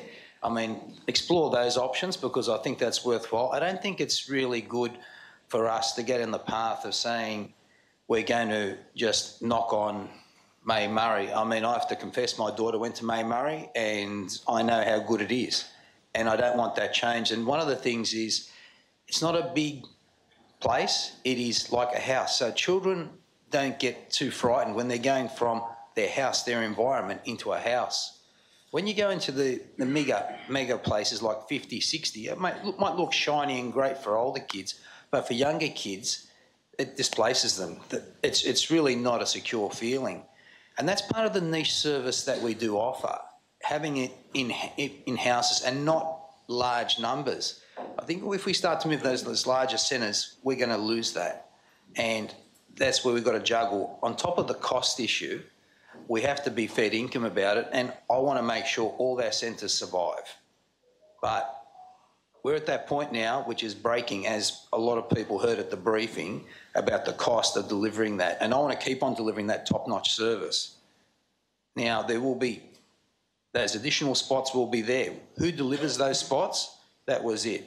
That's what the question is. Can we afford to do that? Then that's information we really need to find out. In this report, it says it's $1.3 million. I don't think it's imperative for us to actually run those new centres. I think it's more imperative that our service maintains its standard and we deliver to the community what we've been delivering. And I think that's what it's all about, really. I don't think just trying to get bigger isn't always better. Sometimes it's worse. There's the laws of diminishing returns, and I'd hate to see the service compromised because of costing. And whatever happens with this, I just think we need more information to make that decision, but I think the message should go directly to staff, hands off May Murray. It's not really something we would really, I would not consider, and I'll put that out there. That's all I'll say. Thank you. Thank you for that. Got Councillor Hesse, then Councillor Passos. Thank you, Councillor. I'd like to thank Annabelle Prince, Susanna Conti and Shay Fong for speaking tonight and for sitting through what has possibly been a longer meeting than they'd wished or expected. This is a really fundamentally important issue about how council provides services. And I'd like to thank Councillor York and Councillor Kiat for talking with each other before this meeting and working out an appropriate motion. I note that the proposed Leichhardt Park and Steel Park childcare centres had 60 places each, which totals 120 new places. The proposal before us tonight would land us with 49. That is a significant loss of places. And I agree with what Councillor York said earlier. That is that this should be a good news story, and this proposal doesn't turn it into that. I think we have, and I'd agree with the residents here, we've actually failed to consult. I took it upon myself when I read this report, to contact a friend of mine who is very much involved with the New South Wales Teachers Federation. They hadn't heard about the proposal to close the Globe preschool, to relocate it. So it's so far advanced that people who would teach there or teach at Wilkins Public School don't know about it. That's a fundamental problem. When it comes to the quality of the services, one of the things that this community has every right to be proud of, and I think was represented by what the speakers said, is, and they're prepared to pay the money for it too. I think I did notice Shay Fong said that in particular, that these are the leading childcare services. They are a testament to the way you implement good educational services which prioritise the outcomes for children and respect the staff by paying them properly. And for that reason and that reason alone, these should be maintained in-house. Once you contract it out, the services go down, the quality goes down, and we disrespect both the children in those services and the people who work in them. The interesting thing is there's 3 people in this room who do or have, around this table, who do or have worked in childcare services. I'm one of them. And they're 3 men actually. We are not representative of this sector. It's mostly women. Most of my colleagues are women and they don't get paid anywhere near what they should. And I see Councillor McKenna, who comes from another profession, which is where women are overrepresented and where they've got a very good union, I should say. But we need to stand up for these workers and our community and make sure the result here is one that puts them first. And I think deferral is the only way, and consultation with our community. Thank you. Now, I've got Councillor Passos next. Is there anyone who wishes to speak against the motion? No, the motion. Thank you. We can just try to focus the debate a bit, because I know everyone's very concerned to get through all the items that people are in attendance for. I'm going along with this recommendation, and we just heard from one councillor that the staff should be paid more, and it's the best thing run by council. Yes, of course. Are you going to put your hand in your pocket and fund it? Buildings need maintaining. And these high staff wages that you want to give so much, where does the money come from? First of all, it's not a requirement for councils to deliver childcare services. So can you tell me why we're not running nursing homes? Where does it stop? No one is saying that not to take away childcare services. We know women want to work. We know their children need looking after. They should be privatised. And you would have state-of-the-art buildings, and you would have operators that have laws that they have to stick to. And I'm telling you, as a previous business owner, you would make sure the place has been run in the proper manner, because you don't want to go broke. It's beautiful to sit here and say how you support all these things. They must continue. Council must keep pouring money into them, even at losses. But how long can it be sustained? And how long can the standard be kept up? These buildings all need maintenance apart from the newly built ones. Now, the council properties, the maintenance backlog is absolutely horrendous. I'll sit up here and I'll try to dissect about a dozen mothers trying to get a vote from each one. Maybe you'll have to cut them in half and share the votes, I don't know. But you have to bite the bullet. You have to have vision. They must be privatised. It cannot be sustained. So keep throwing good money after bad, and at the end the day will come when you'll have to pay the piper. Thank you for that. Councillor Kiat. I want to speak to two amendments. The first is quite straightforward. I think, and I would ask that Councillor York consider incorporating in point 3 that the engagement also be with the staff at the centres who would be affected if there was a relocation. So it would read further engagement with parents and families and staff. The second amendment is really addressing the elephant in the room here, which is previous councils, Marrickville and Leichhardt, invested in these new centres with the intention that they be run by council. And now there's a proposal that has come from staff, not from by resolution, that potentially they be outsourced. And there is that discussion in the room. And I think it's important tonight that we reiterate our commitment to proceeding to open these centres and for them to be run in-house. And I think that's an important message, that we're not going to drop our level of service. We're not going to outsource these centres, which the communities in Marrickville and Leichhardt work so hard for. And any solution that we're going to get out of this is going to be one which basically proceeds with the existing commitment of those two councils and now the Inner West Council to run them as council services. And I think that's particularly important. I want to thank the parents who came here tonight, Annabelle, Susanna and Shay. But speaking to one of them this week, they said, you know, our kids are not numbers in a spreadsheet. You can't just move them around. And I think it's really important for us as councillors to receive this consultation from the parents and the families involved, because ultimately this would affect their lives very significantly, and it's not a change that we can make just on the basis of you know, that it'll help the financial it will help with the financial implications of opening new centres. I have, yeah. Just get the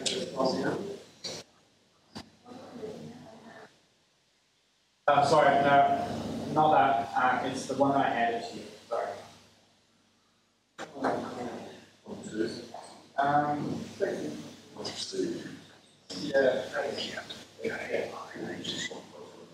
No, so pretty much everything else in there is covered by. You can probably proceed to get it's a tautology, continue. Yeah, council.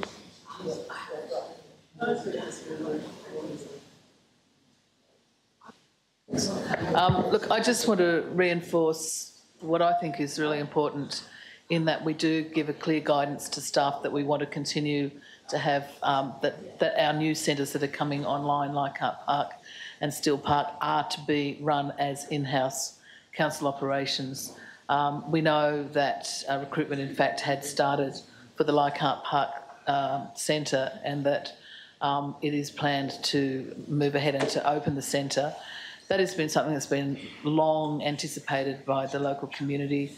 I know there's a lot of people that are very keen to see their children go into that centre once it's opened, and I think we need to give a clear direction to staff that this is the way we're going forward with it, and this amendment enables us to give that clear direction, and it's completely in line with the expectations that have been created in the two communities, Marrickville and Leichhardt, and also the commitment of those previous councils, the very strong commitment of those councils to providing council-run childcare, long daycare centres, which is what those childcare centres were built for. That's why that money was spent, in order to build in-house for council-run. And I'd like us to see make that commitment, which is a commitment that's already been made by the previous councils.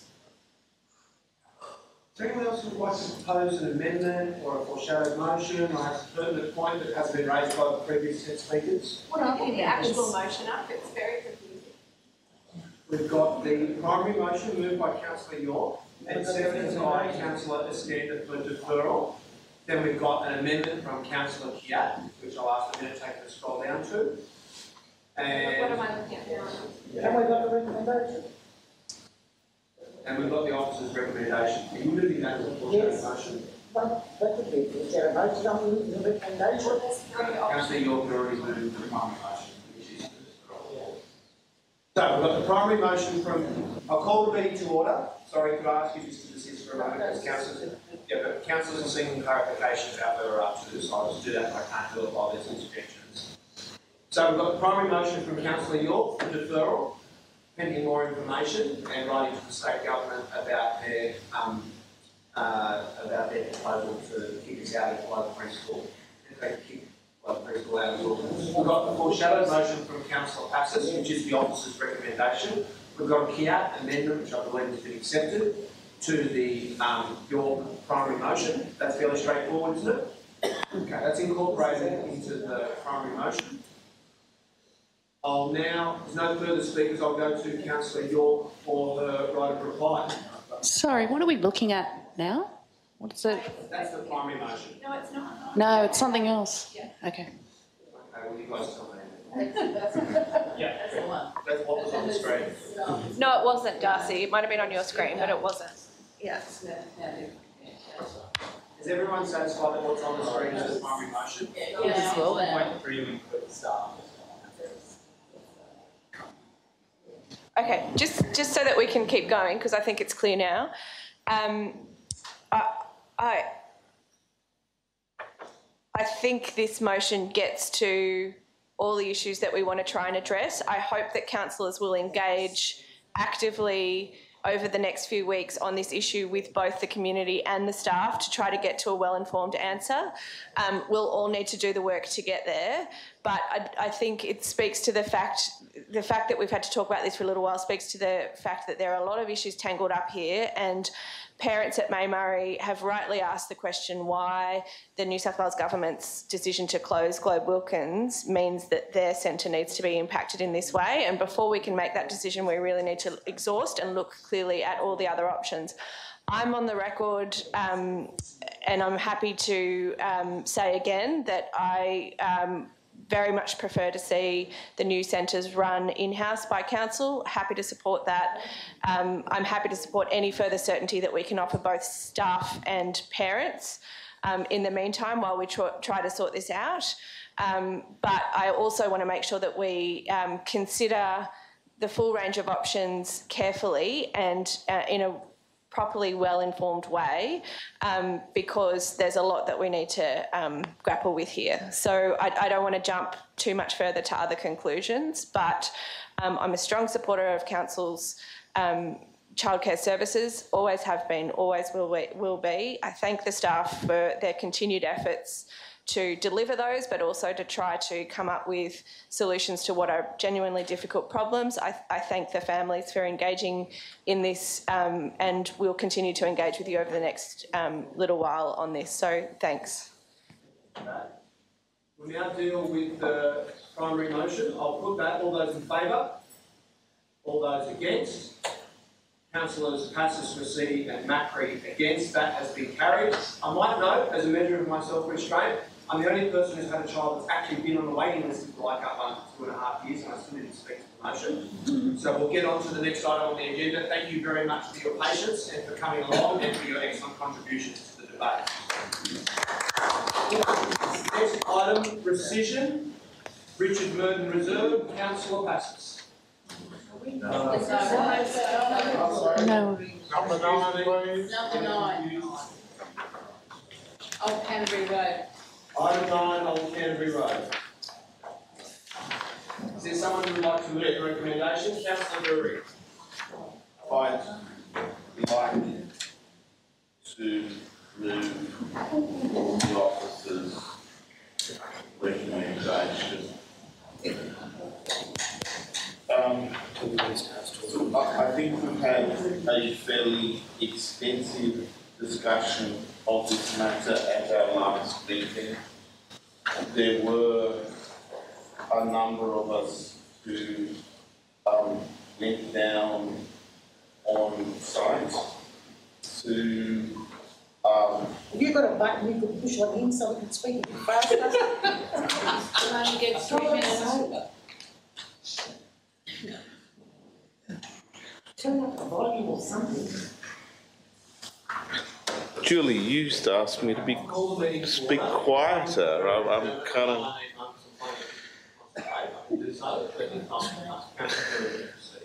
Thank you.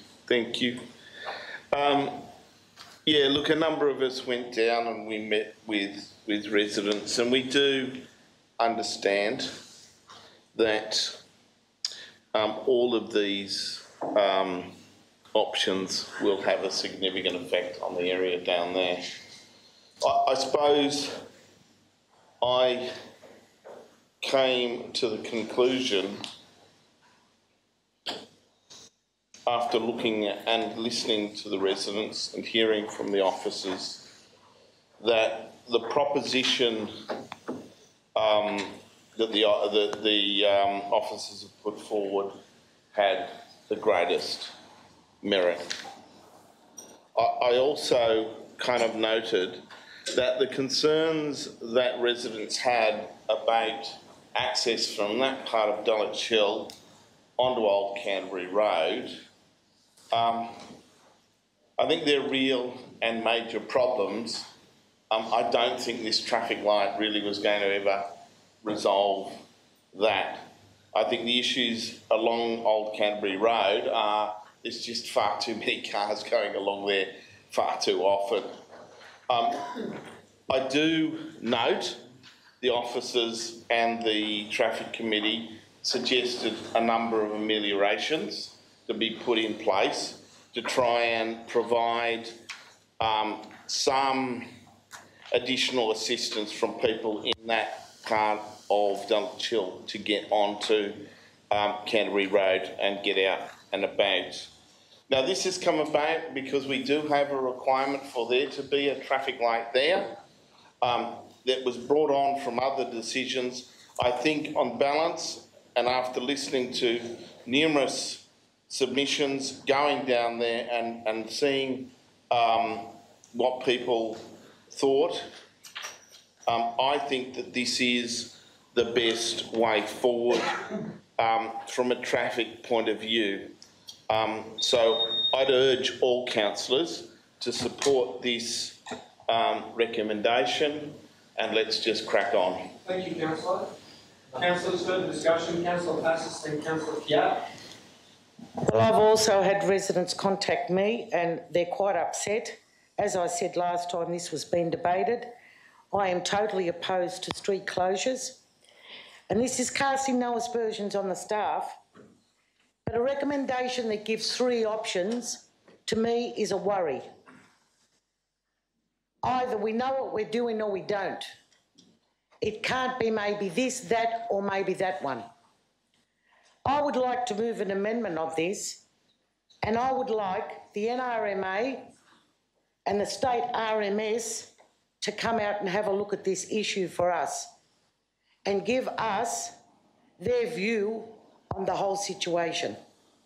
I've stated previously and I'll say it again, I don't believe traffic issues should be a role of council. They're too political. Here we have resident safety, and I am telling you, any street in Australia, you can laugh, Councillor Porteous, you can laugh, good luck to you. Anyone can get killed or hit by a car anywhere. But we have a decision to make here, and we have seen the situation out there at Canterbury Road. It is a very, very dangerous area, and it really hasn't had that much attention. And as the population grows, it's become worse. We're given the opportunity now, no cost to council, to have traffic signals put in. Traffic signals are not the be-all and end-all. People disobey traffic signals and accidents still happen. But I believe they must work, that's why we have so many. So I cannot understand why councillors would not support traffic signals going in. It's all to do with the Greenway. That's all it is. Now, I, for one, I hope it'll go in the minutes that I am totally opposed to this, and option 3. And I would ask councillors, think very, very clearly and a long time on this. Go along with my amendment that we call the experts out. And whatever they say, okay, we'll take it on board. Then you know that you have done the best to your ability and have all the information. So I'd like to move an amendment that it's deferred and we contact the NRMA and RMS to come out and have a look at this for us. Thank you for that. Councillor Fiat.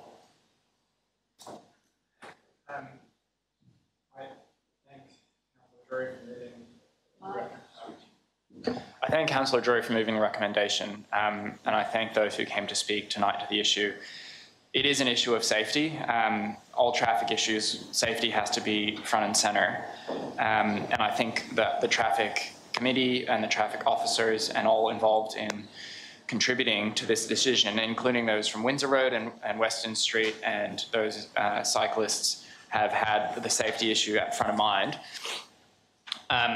And ultimately, that's the basis on which we make this decision. And I think that we are going to be inducing a lot of traffic down Weston, a lot of cyclist traffic, recreational cyclist traffic down Weston Street by creating the Greenway. And that's a really important infrastructure project, and we need to take account of that future traffic. And you know, those kids who will be using it in 12 years' time can't come and speak to this meeting.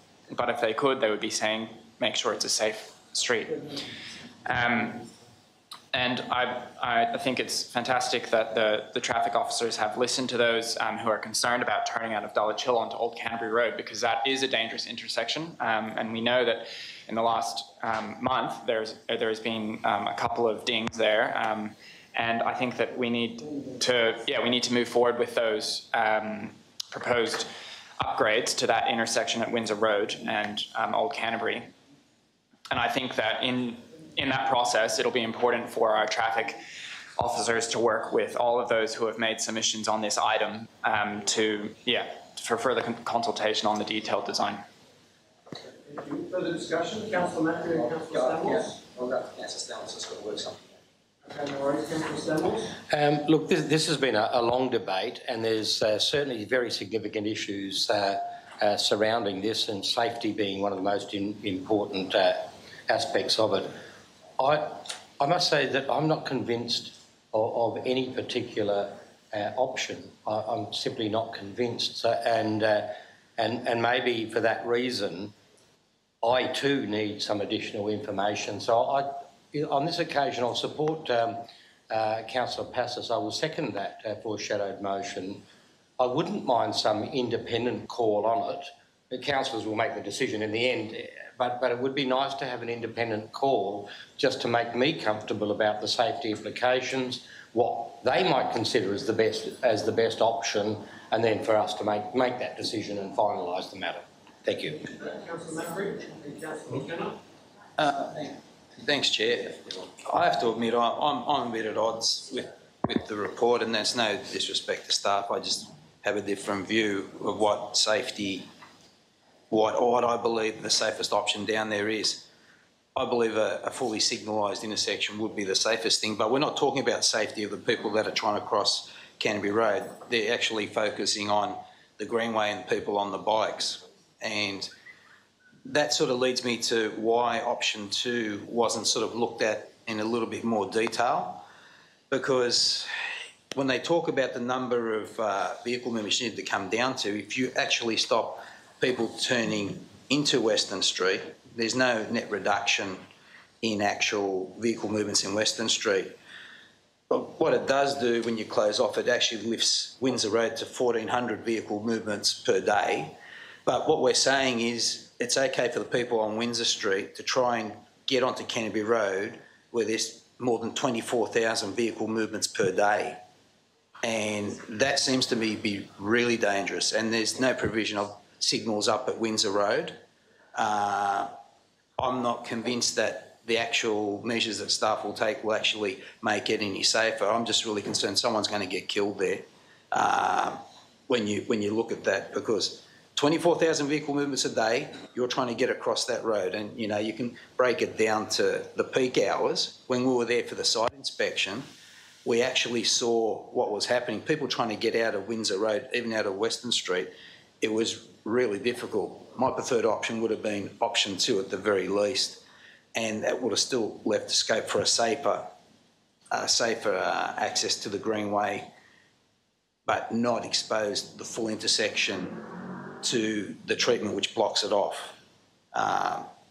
You know, what it also does is it's going to put other signalised intersections further up and down the street, particularly Toothhill Street, where Christian Brothers Lewisham runs off, onto overload, because you won't be able to get out. That's my concern anyway. I'll move an amendment that we actually look at option 2 as the preferred option. I'll go down that path. Thank you. Okay, so the primary motion to adopt option 3.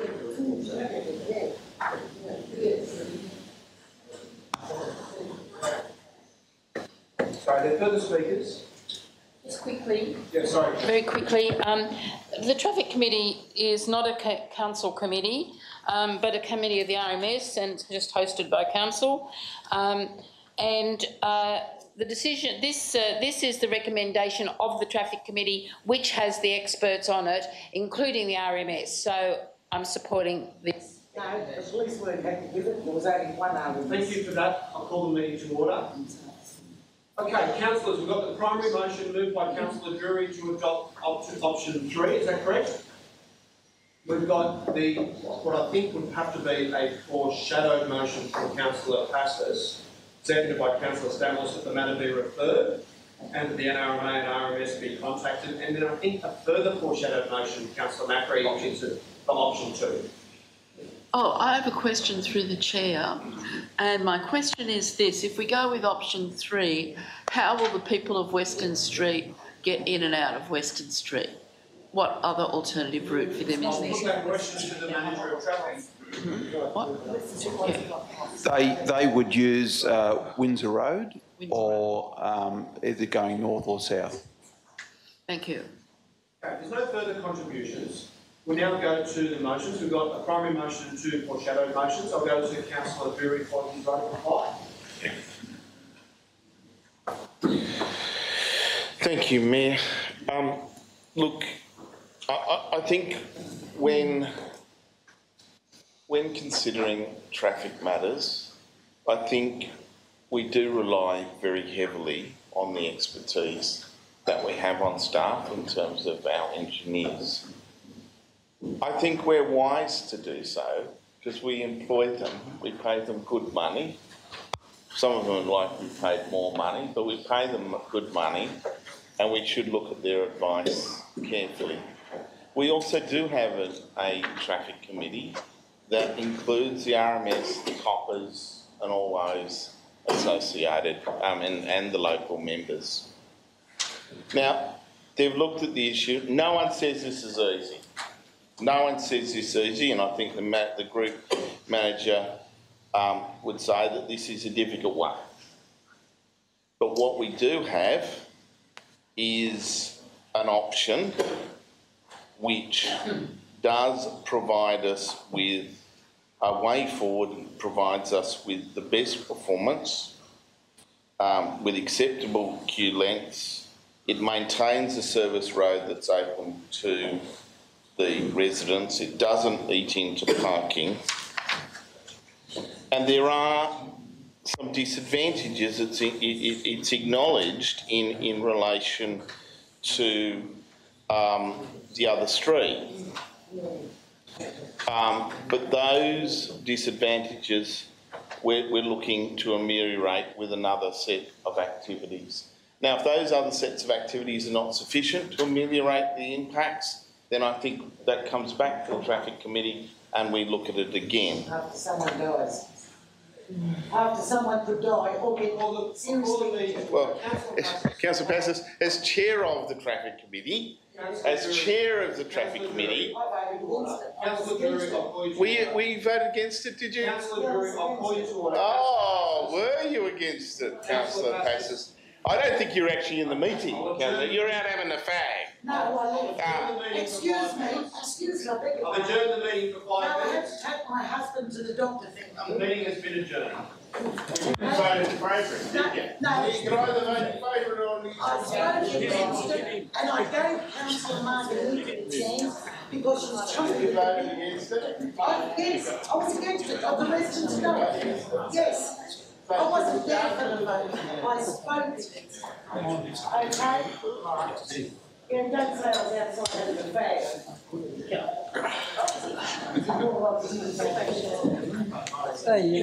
Is it worth all this? How are you, Fergus? This is free. I'm just saying, John, you pay good babysitters at the City Theatre Company.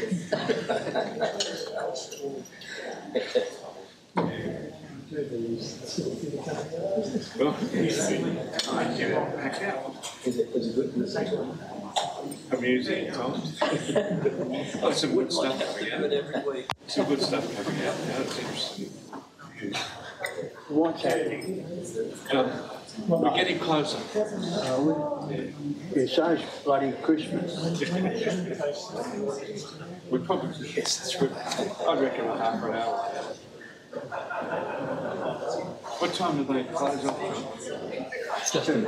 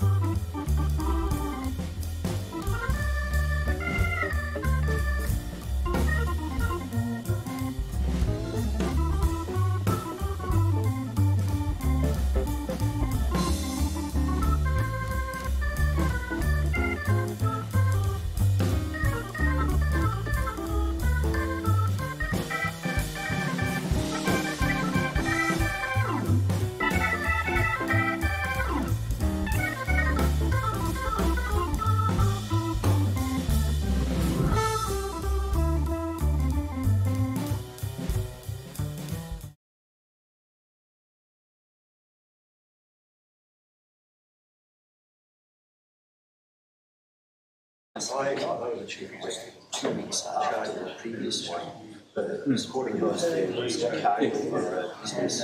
He was already in the same last month. So it's disgraced the way he treated me. The email and which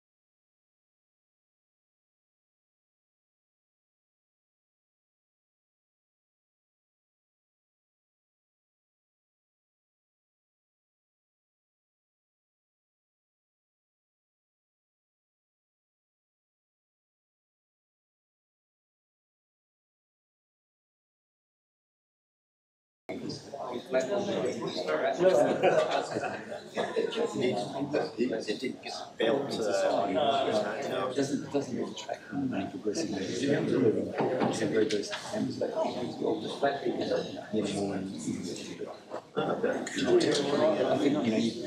historically well, one of the records now.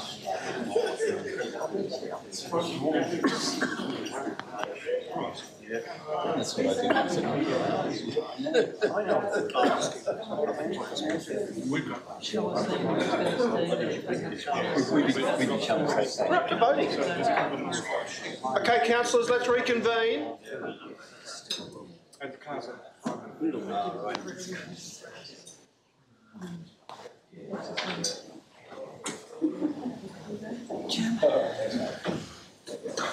Now, it's 20 to 11. We've got one more item that people are in attendance for, I think, 2. And Australia is playing in a do-or-die match in the World Cup at 12 o'clock. So, councillors, I'll also... Excuse me, I'm sorry, Mayor. I'm sorry, but I really do not believe that should be happening here. Picking up a lolly, okay. But eating bread and butter and plates at the desk, I think is very unprofessional. Okay, and it looks absolutely terrible. And if they want to continue, please put the camera that way. Because I really do think it's wrong. It's a very unusual one. Okay, thank you. There you go. I really don't want to hear knife and forks going and butter Okay, well, I don't want to hear you yapping all night either. Well, excuse me, it is so rude. It is so rude eating a knife and forks at a desk. Absolutely shocking. If you don't care, I don't care either. But I had to raise it. Who's for another adjournment? I am. Come on, then, which 3? Well, I am trying my best, Councillor Bury. You might be more likely to do the So, have you concluded your right of reply? I must have. Yeah, great. Excellent. Okay, so we'll now deal with the primary motion moved by Councillor Jury, seconded by Councillor Kiat. All those in favour? All those against? That has been carried with Councillors Stamoulis, Macri, Passis and Rescind against. Next item. Item 16. Okay. Notice of motion to rescind. Balmain Telstra building. So, Mayor, if I could perhaps start on that. Of course. Thank you.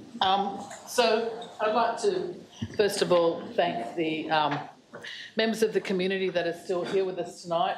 And I think it's a real testimony to the fact that it is such an important issue and it's so important that we try and get this right for our community. We obviously have before us a rescission motion, and what we're seeking to do with the rescission motion is to ensure that we get good process moving forward with the decision making in terms of the funding for these two much valued local Balmain projects. I mean, obviously we all love the Dorney, we all love the Dawn Fraser Pool, and we all know that it's important that whatever works are needed there happen, and that we do a full restoration, repair, whatever is needed. The fact is, though, we don't actually know what is needed. We need to have that information. We need to know how, when, why that's going to happen, why the costs have more than doubled, and how we can address that, because there's very many ways. We've seen with the Ashfield pool, where as well the costs doubled. There's a lot of different issues that need to be looked at, and we need to understand that and how best to approach it. We don't have any of that information in front of us, and we really need that to make these sort of decisions. And the same with the decisions to, it's unfortunate to do a binary, either this project or that project, because essentially what's happening is the Balmain Public Square Heritage Project would not proceed in the way that the community has its expectations that it would proceed if the money that is allocated to it is no longer allocated to it, which is the current status. There are a number of problems with the rescission motion, with the original motion, which are pointed out in the rescission motion. Obviously, first amongst those is we don't have that information. We didn't have that information in front of us when these determinations were made. We didn't have information about the Dawn Fraser Pool. We didn't have information about the different costing arrangements. And there was money that would need to be allocated that wasn't allocated as well in the original motion. But I think the core issue is what's going to get it most right for our community. I would hope that we can move forward in a positive way, and that the vote can be a unanimous vote where we rescind a decision that was made perhaps a bit in haste in the previous meeting, and we say, okay, let's start again, let's get this right, let's get all the information on the table. Let's acknowledge the fact that these are both very long-term projects. They're embracing all of those issues which are so important to our local community: heritage, open space, recreation, community connections. They've been embraced by all political parties, and we need to move ahead with both of them. And so I would ask you to support the rescission motion and the motion which follows that. Thank you. Thank you for that. Hold on to other members of the rescission motion. Councillors Stamoulis, Hesse, Margarita, De Cruz and Kiat. Not all of you are going to speak today. Well, you won't get a chance to speak. We'll put it for you. Councillor Stamoulis. Yes, I concur with the reason for the rescission motion. I think there was an absence of process, there was an absence of information when councillors were making a decision, a very, very important decision that impacts on two major projects in the Balmain ward this time, but it will be in other wards next time. If we let it proceed in the Balmain ward this time, it will occur that we'll be pulling projects or whatever in other wards. Do we want to set this as the standard? We haven't seen this sort of budgetary process before, and certainly we haven't seen projects pulled in their very final stages. We're about to sign off. Would this be the project we would have chosen, one that we're about to sign off and deliver? That's a rare example, and I don't think we've done it before on Leichhardt Council. I know an Ashfield council has told me that this sort of experience hasn't been done on the Ashfield Council before, where you'd be choosing a project in its final stages. But councillors, we do need to be equipped with full information if a project blows out. We do need to be equipped with that. We need to be equipped with information as to why we may want to pull a particular project, and we weren't provided with that information. And the rescission motion points to that and says we must certainly have this information available to us. And when we start pulling projects in their final stages, ones that we've negotiated fully, used council staff and resources over years, probably spent thousands of dollars and pulled those projects, it brings our judgment into question in the public space. They will say, what sort of decisions are you making when that's your first port of call, a project that you're about to deliver? We were also told that the Balmain Chamber supported the reason for the reallocation of the budget. It's a bit sad that we have conversations about major budget priorities with the Balmain Chamber before we have them with the ward councillors and you councillors, before we deliver you any information. So I think a whole lot of things went wrong. I hope that we use the opportunity this evening to redress that and say we need to have accountable, transparent processes. We need to respect that some projects are reaching their final stages and we should very, very consciously think about delivering those. And we need to also say that if this is going to happen in the Balmain ward today, it'll be in Marrickville tomorrow and it'll be in Stanmore the next day. We don't want that sort of thing occurring. Thank you. Thank you for that. Councillor Passos? Yes, Mr Mayor, I'm going to support this rescission motion, but just the first part of it. I do believe we need a full report on, we can't have 2.2 million and all of a sudden costs in excess of 5 million. As you know, I've been following the costs of the Ashfield pool, and as Councillor Stamos said, we must be accountable. I don't go along with the loan to meet additional costs for both projects. I would like to know the full costs of the pool, the upgrade of the pool. That's the main thing that I'm interested in. The other parts in the Balmain Square and everything else, that can come back another time. And I would ask the authors of the rescission motion if they would have this in 3 parts, because I would like to support the first part, but if they won't, I won't support the rescission motion at all. So that's where I stand on it. Okay, thank you for that. Further discussion, councillors? Councillor Macri?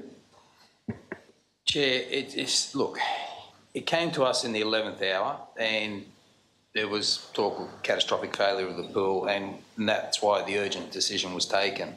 When you see how council's funding isn't exactly flushed with cash everywhere, and you look at some of the decisions that are made. There's a rescission motion on the business paper tonight for the netball courts down in Haberfield. There's $800,000 there, and there's netball courts down in Tempe sitting there doing nothing. But you choose to spend $800,000 on something you already have sitting idly. So, you know, your decisions, and now you come crying like children, saying you want both things. You want both things. Well, you know, it doesn't work like that because life isn't like that. You're just gone, no, we're going to go 1.3 million into overdrive to open up 2 new childcare centres, which will mean nothing to childcare in Mayoral because there will still be 120 places, whether we run it or not, except it'll cost council 1.3 million. Leichhardt Town Hall stinks. It's falling apart. You haven't got the money to fix that. Yes. Yet you want to create more open space in this area. It's imperative. And then I'll look at the open space in Newdown. 1.8 metres per person. Enmore, 2 metres per person. Leichhardt, 11.8 metres per person. Balmain, it's about 11.5 metres per person. Annandale, 10.5 metres per person. Is it this urgent? I don't know. Well, when you sort out all these other financial things, then I can consider it. But you have to be financially responsible, and that's what it is. You can't have everything because we can't afford it, and it's going to impact on direct line, first line services. So before we have information exactly what this pool is going to cost, and I'm with Councillor Passos, until we have exactly what this is going to cost, I'm not committing to anything. So I'm not going to support anything that says we're moving ahead with any loans or anything like that until I know what I've got to borrow. Information first and then make decision. We're not going to preempt anything and lock ourselves in. Thank you. Okay, thank you very much for that. Nice and calm. As the mover of the original motion, I guess everything's comparative. As the mover of the original motion, I want to speak against the rescission. First of all, I concur that budgeting is difficult, and having spent the last 9 months since being elected to the council trying to make sure that we could get to tonight and adopt a responsible budget that did good, progressive things and delivered on infrastructure, and worked very hard at it, I might add. no one needs to be told, I don't need to be told about the importance of that. And so when it became clear to me, as I have been deliberately monitoring the master planning process for Dawn Fraser Pool, and all of us know that that's been underway for 9 months, when it became clear that the costs, unsurprisingly, were going to be significantly more than the $2.2 million budgeted, and I might add that I got that $2 million in the budget originally from the amendment to the S94 plan prior to the amalgamation, I thought that the number one heritage project in Balmain should and must be, and I still believe this, to save Dawn Fraser Pool. And I was surprised to discover when this report finally came back to council that not only, despite the fact that this had been endorsed prior to the amalgamation, not only had it not progressed, but yet again there was not an agreement with Telstra and that the costs had actually blown out by a further $300,000. I note that when it was first proposed, the notion was actually that there'd be no cost to ratepayers, that Telstra would do it for free. And instead the proposal now is that it will cost in excess of $1.5 million. I don't think we should give up on the project. I think we should continue negotiations with them, particularly about the larger public square, which would actually be a more usable space. But in the meantime, I don't make no apology at all for saying that making sure that the doors stay open at Dawn Fraser Pool is the highest priority of all. And I think if you found, notwithstanding the very diligent and authentic advocacy of the people in attendance tonight, I think if you found that if you did a vox pop or a survey of people walking down the street in Balmain or Rozelle, that most of them would agree. I recognise, having had discussions with people, that the rescission motion will be adopted tonight. We're still going to come back to exactly the same problem in the future, which is if you want to fund both projects, it's very difficult to do without cutting projects in other wards or taking money out of the Leichhardt Pool master plan. So that's the problem with being an elected representative. Actually, just saying that you want to borrow money when you're in public office doesn't fix the problem. There's no magic pudding here. And so I welcome if the rescission motion is adopted and then the foreshadowed motion is adopted from Councillor Porteous. Absolutely. I'd like not to be one of the few people on this council who actually get involved in making tough decisions about budgets. Propose a saving. Go for it. If it's your number one priority, find the cash. And if it's reasonable, I'll negotiate with you and consider it. But I'm not going to cop lectures about the prioritisation that people give to infrastructure projects from people who just tonight sought to blow out the council's budget into an $8 million deficit. Okay, further discussion. Councillor Lockie. Yeah, I just wanted to say quickly that I do intend to support the rescission motion only because I've had some initial discussions with staff that suggest that there may be some other funding options on the table on top of the ones that were presented when this decision first came to us. The reason I'll be supporting it in full is primarily because I don't believe that these options 2 and 3 actually commit us to anything at this point, but it does provide us with more information. I agree that, I do have concerns about the cost blowouts on the Balmain public square, and I do think that we may end up in a position where we do have to make tough decisions about that because we're being asked to wear a big additional cost on that ratepayers in the old Leichhardt Council ward and certainly across the entire Inner West LGA were never proposing to wear. But I'm happy to support this on the basis that it will bring more information to us about these major spending decisions, and I think we need that information to make good decisions, and that's why I'll be supporting this tonight. Thank you very much for that. Councillors, we've got 5 minutes until the meeting is due to conclude. We have a matter in confidence that the council officers wait 6 hours if you wanted to address us about. You do need to get to the football. So is there anyone who hasn't spoken yet who has something that's really important to say? If not, I'll go to Councillor Porteous for a right of reply. Just to clarify that we will deal with those 3 items separately as has been requested by Councillor Passis, but I believe Councillor Stamoulis was going to do the right of reply. Is that right?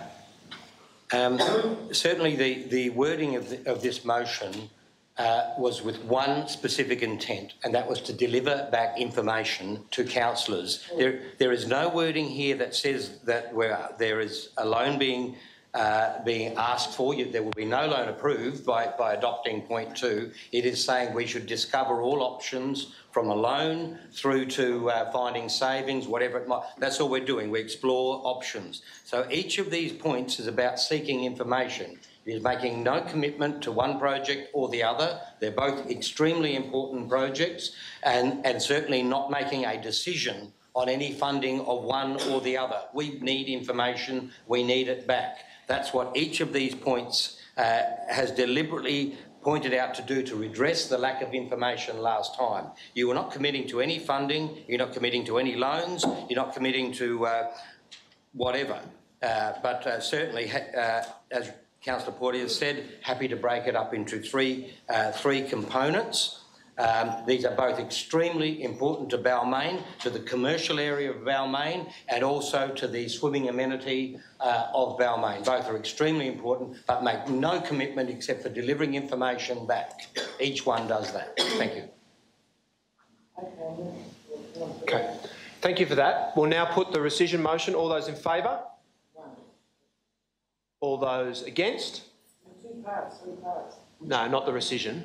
That has been carried. No, that's the foreshadowed motion that comes after the rescission. That has been carried, the rescission motion.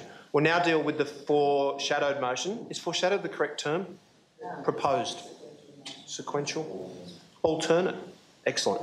We'll deal with parts 1, 2 and 3 separately. The first part is that a full report on the upgrade of Dawn Fraser Pool and the significant increase in funding required, etc., be brought to a council meeting.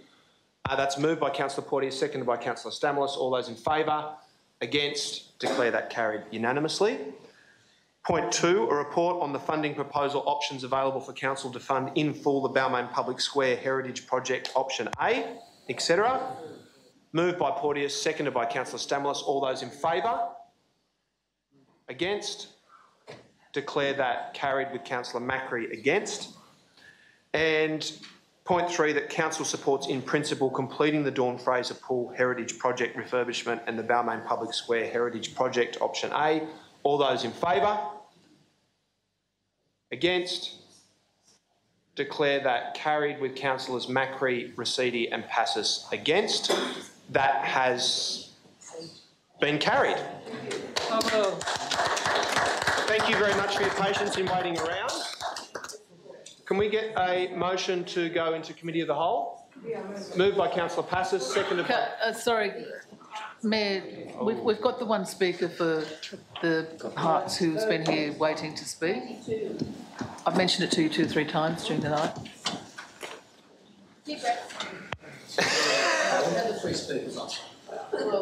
We've had 3 speakers on 22, which is... He's been waiting for quite a long time. It would be possible to let him... I'll need an extension of time because we're going to conclude the meeting. 15 minutes precisely in order to deal with item 22 and then to go directly into Committee of the Whole and wrap this up and get out of here. Seconded. That's moved by Councillor Drury, seconded by Councillor Hesse. All those in favour? Against? Declare that carried. Please proceed. Councillor, sir. Mr Chairman, thank you very much for inviting me to speak to the meeting, and I do apologise for not being present earlier in the evening when you moved to bring item 22 forward, which I wasn't aware you would do.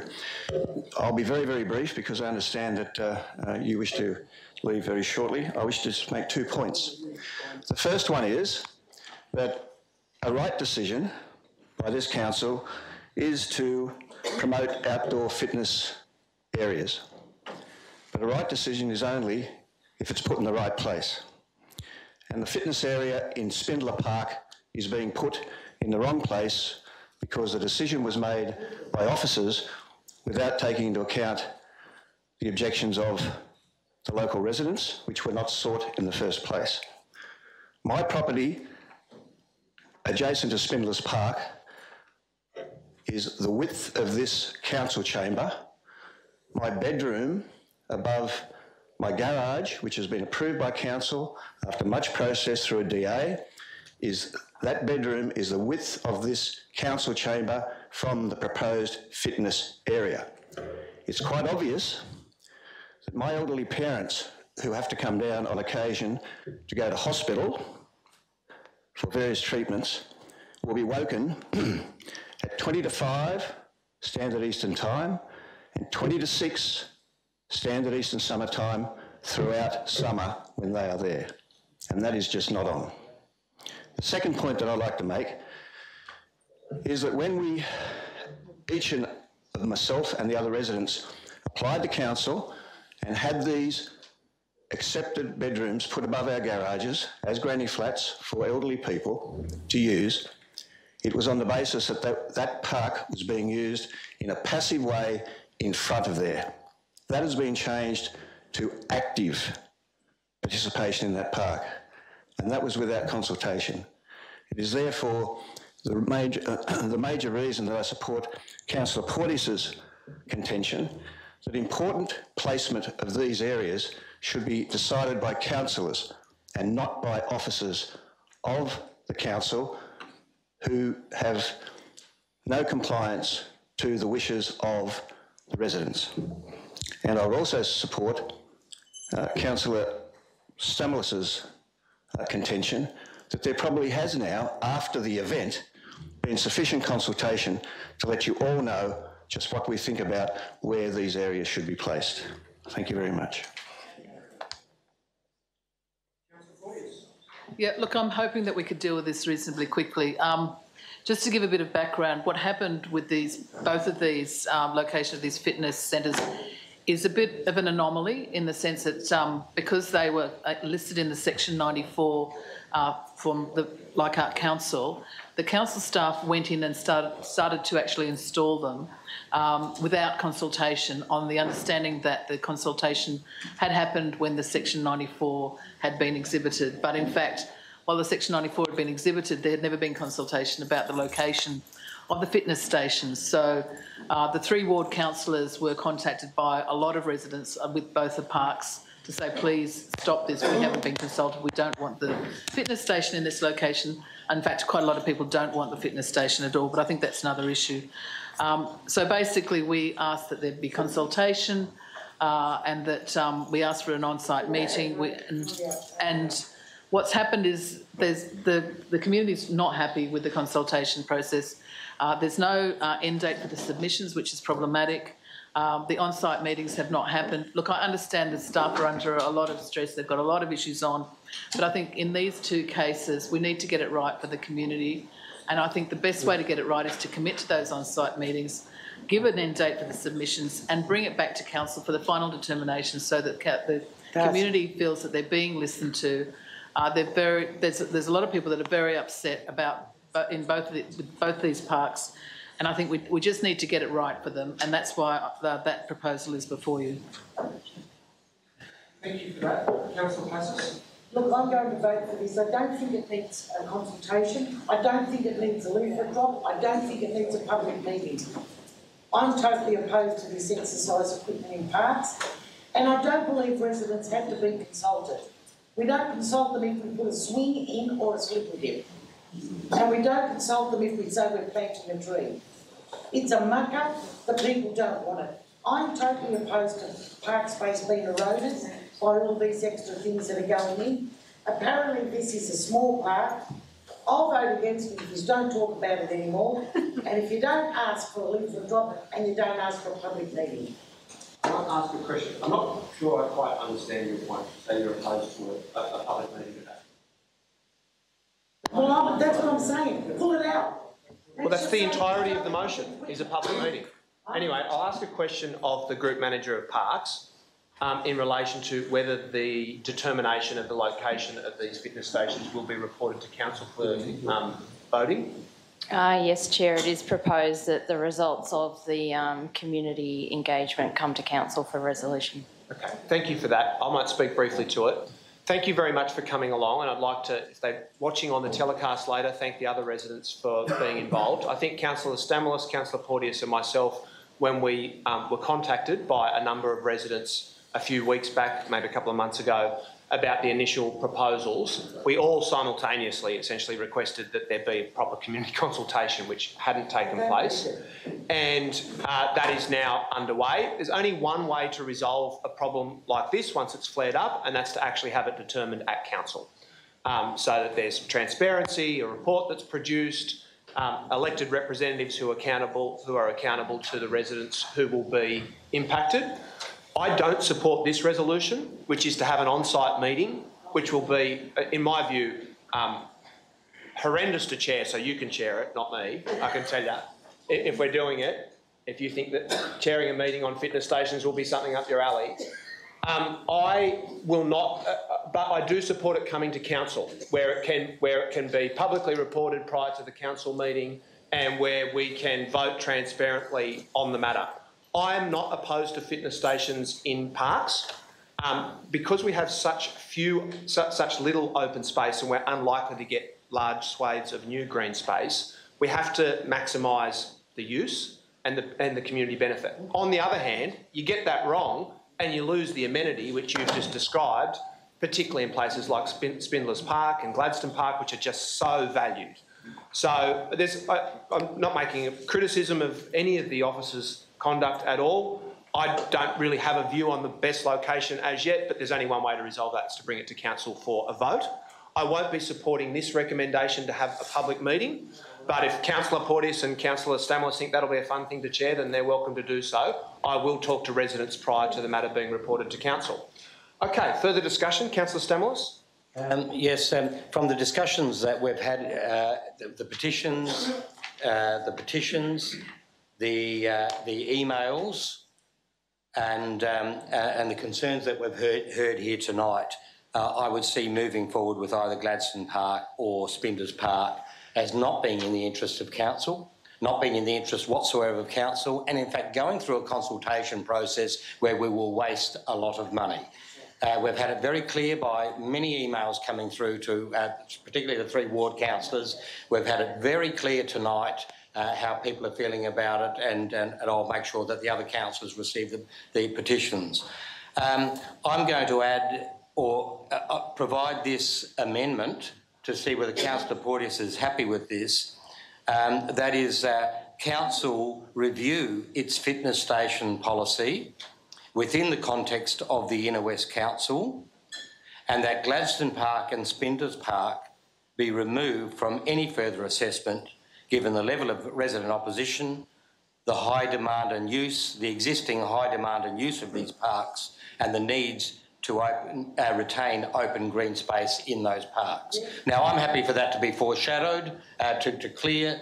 I'm happy for fitness stations policy to be developed, but they need to be excluded rather than go through over and over this process, drag our residents through it and incur more costs. So I would consider that probably as a foreshadowed. Okay, I'm going to rule that's a foreshadowed motion. One is to preempt the officer's report and just refuse the fitness stations. The primary motion is for consultation.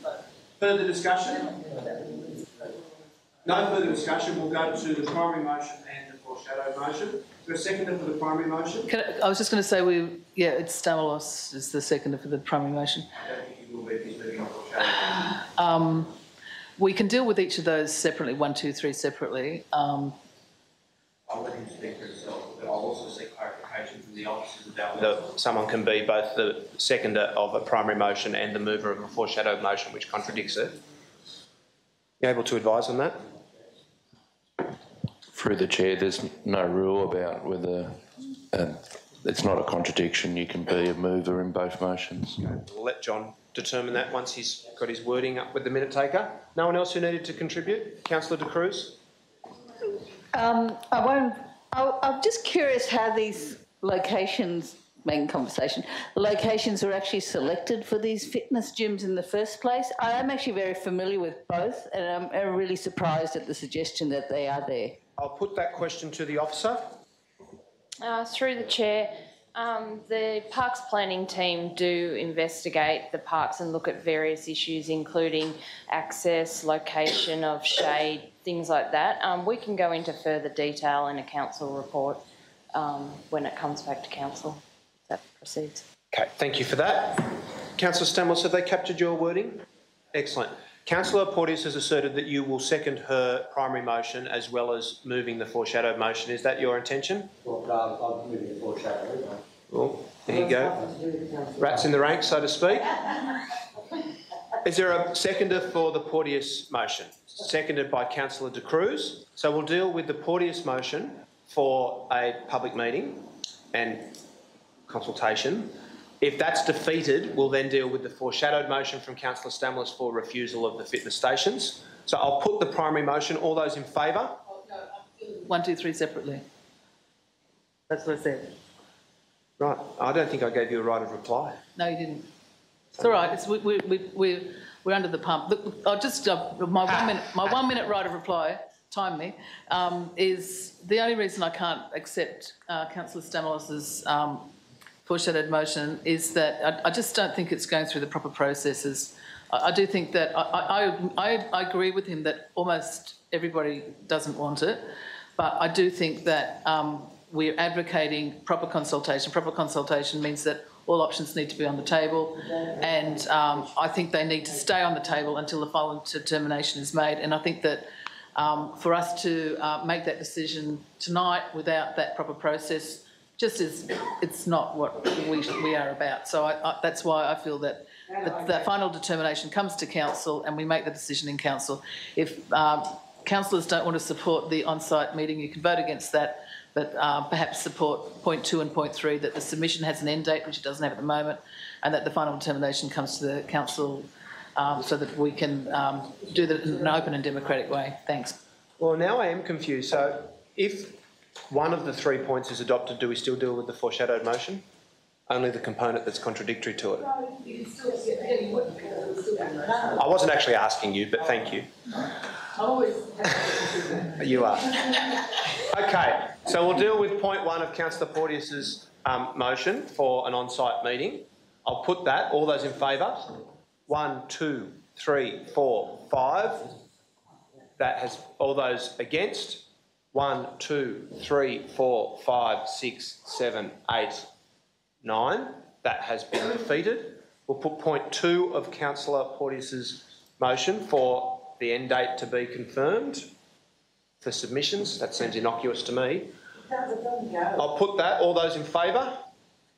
All those against? That has been carried with Councillor Passis against. We'll put point 3. What are you doing? Do you know what you're doing? I'll determine that was rhetorical. Point 3, the final determination on the location of the outdoor fitness stations be brought to council. Well, we've already got that commitment, so rather than ruling it redundant, let's just vote for it. All those in favour? Against? That has been carried.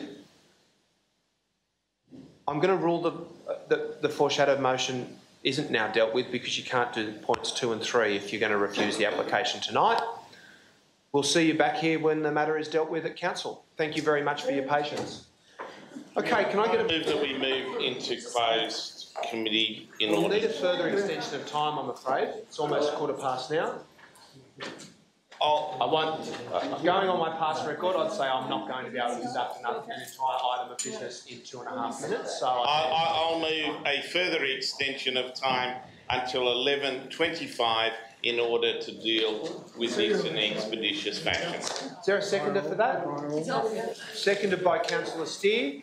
I'll put that. All those in favour? Against? Declare that carried unanimously. If we could please clear the gallery. Mayor, if I may, whilst the gallery is being cleared.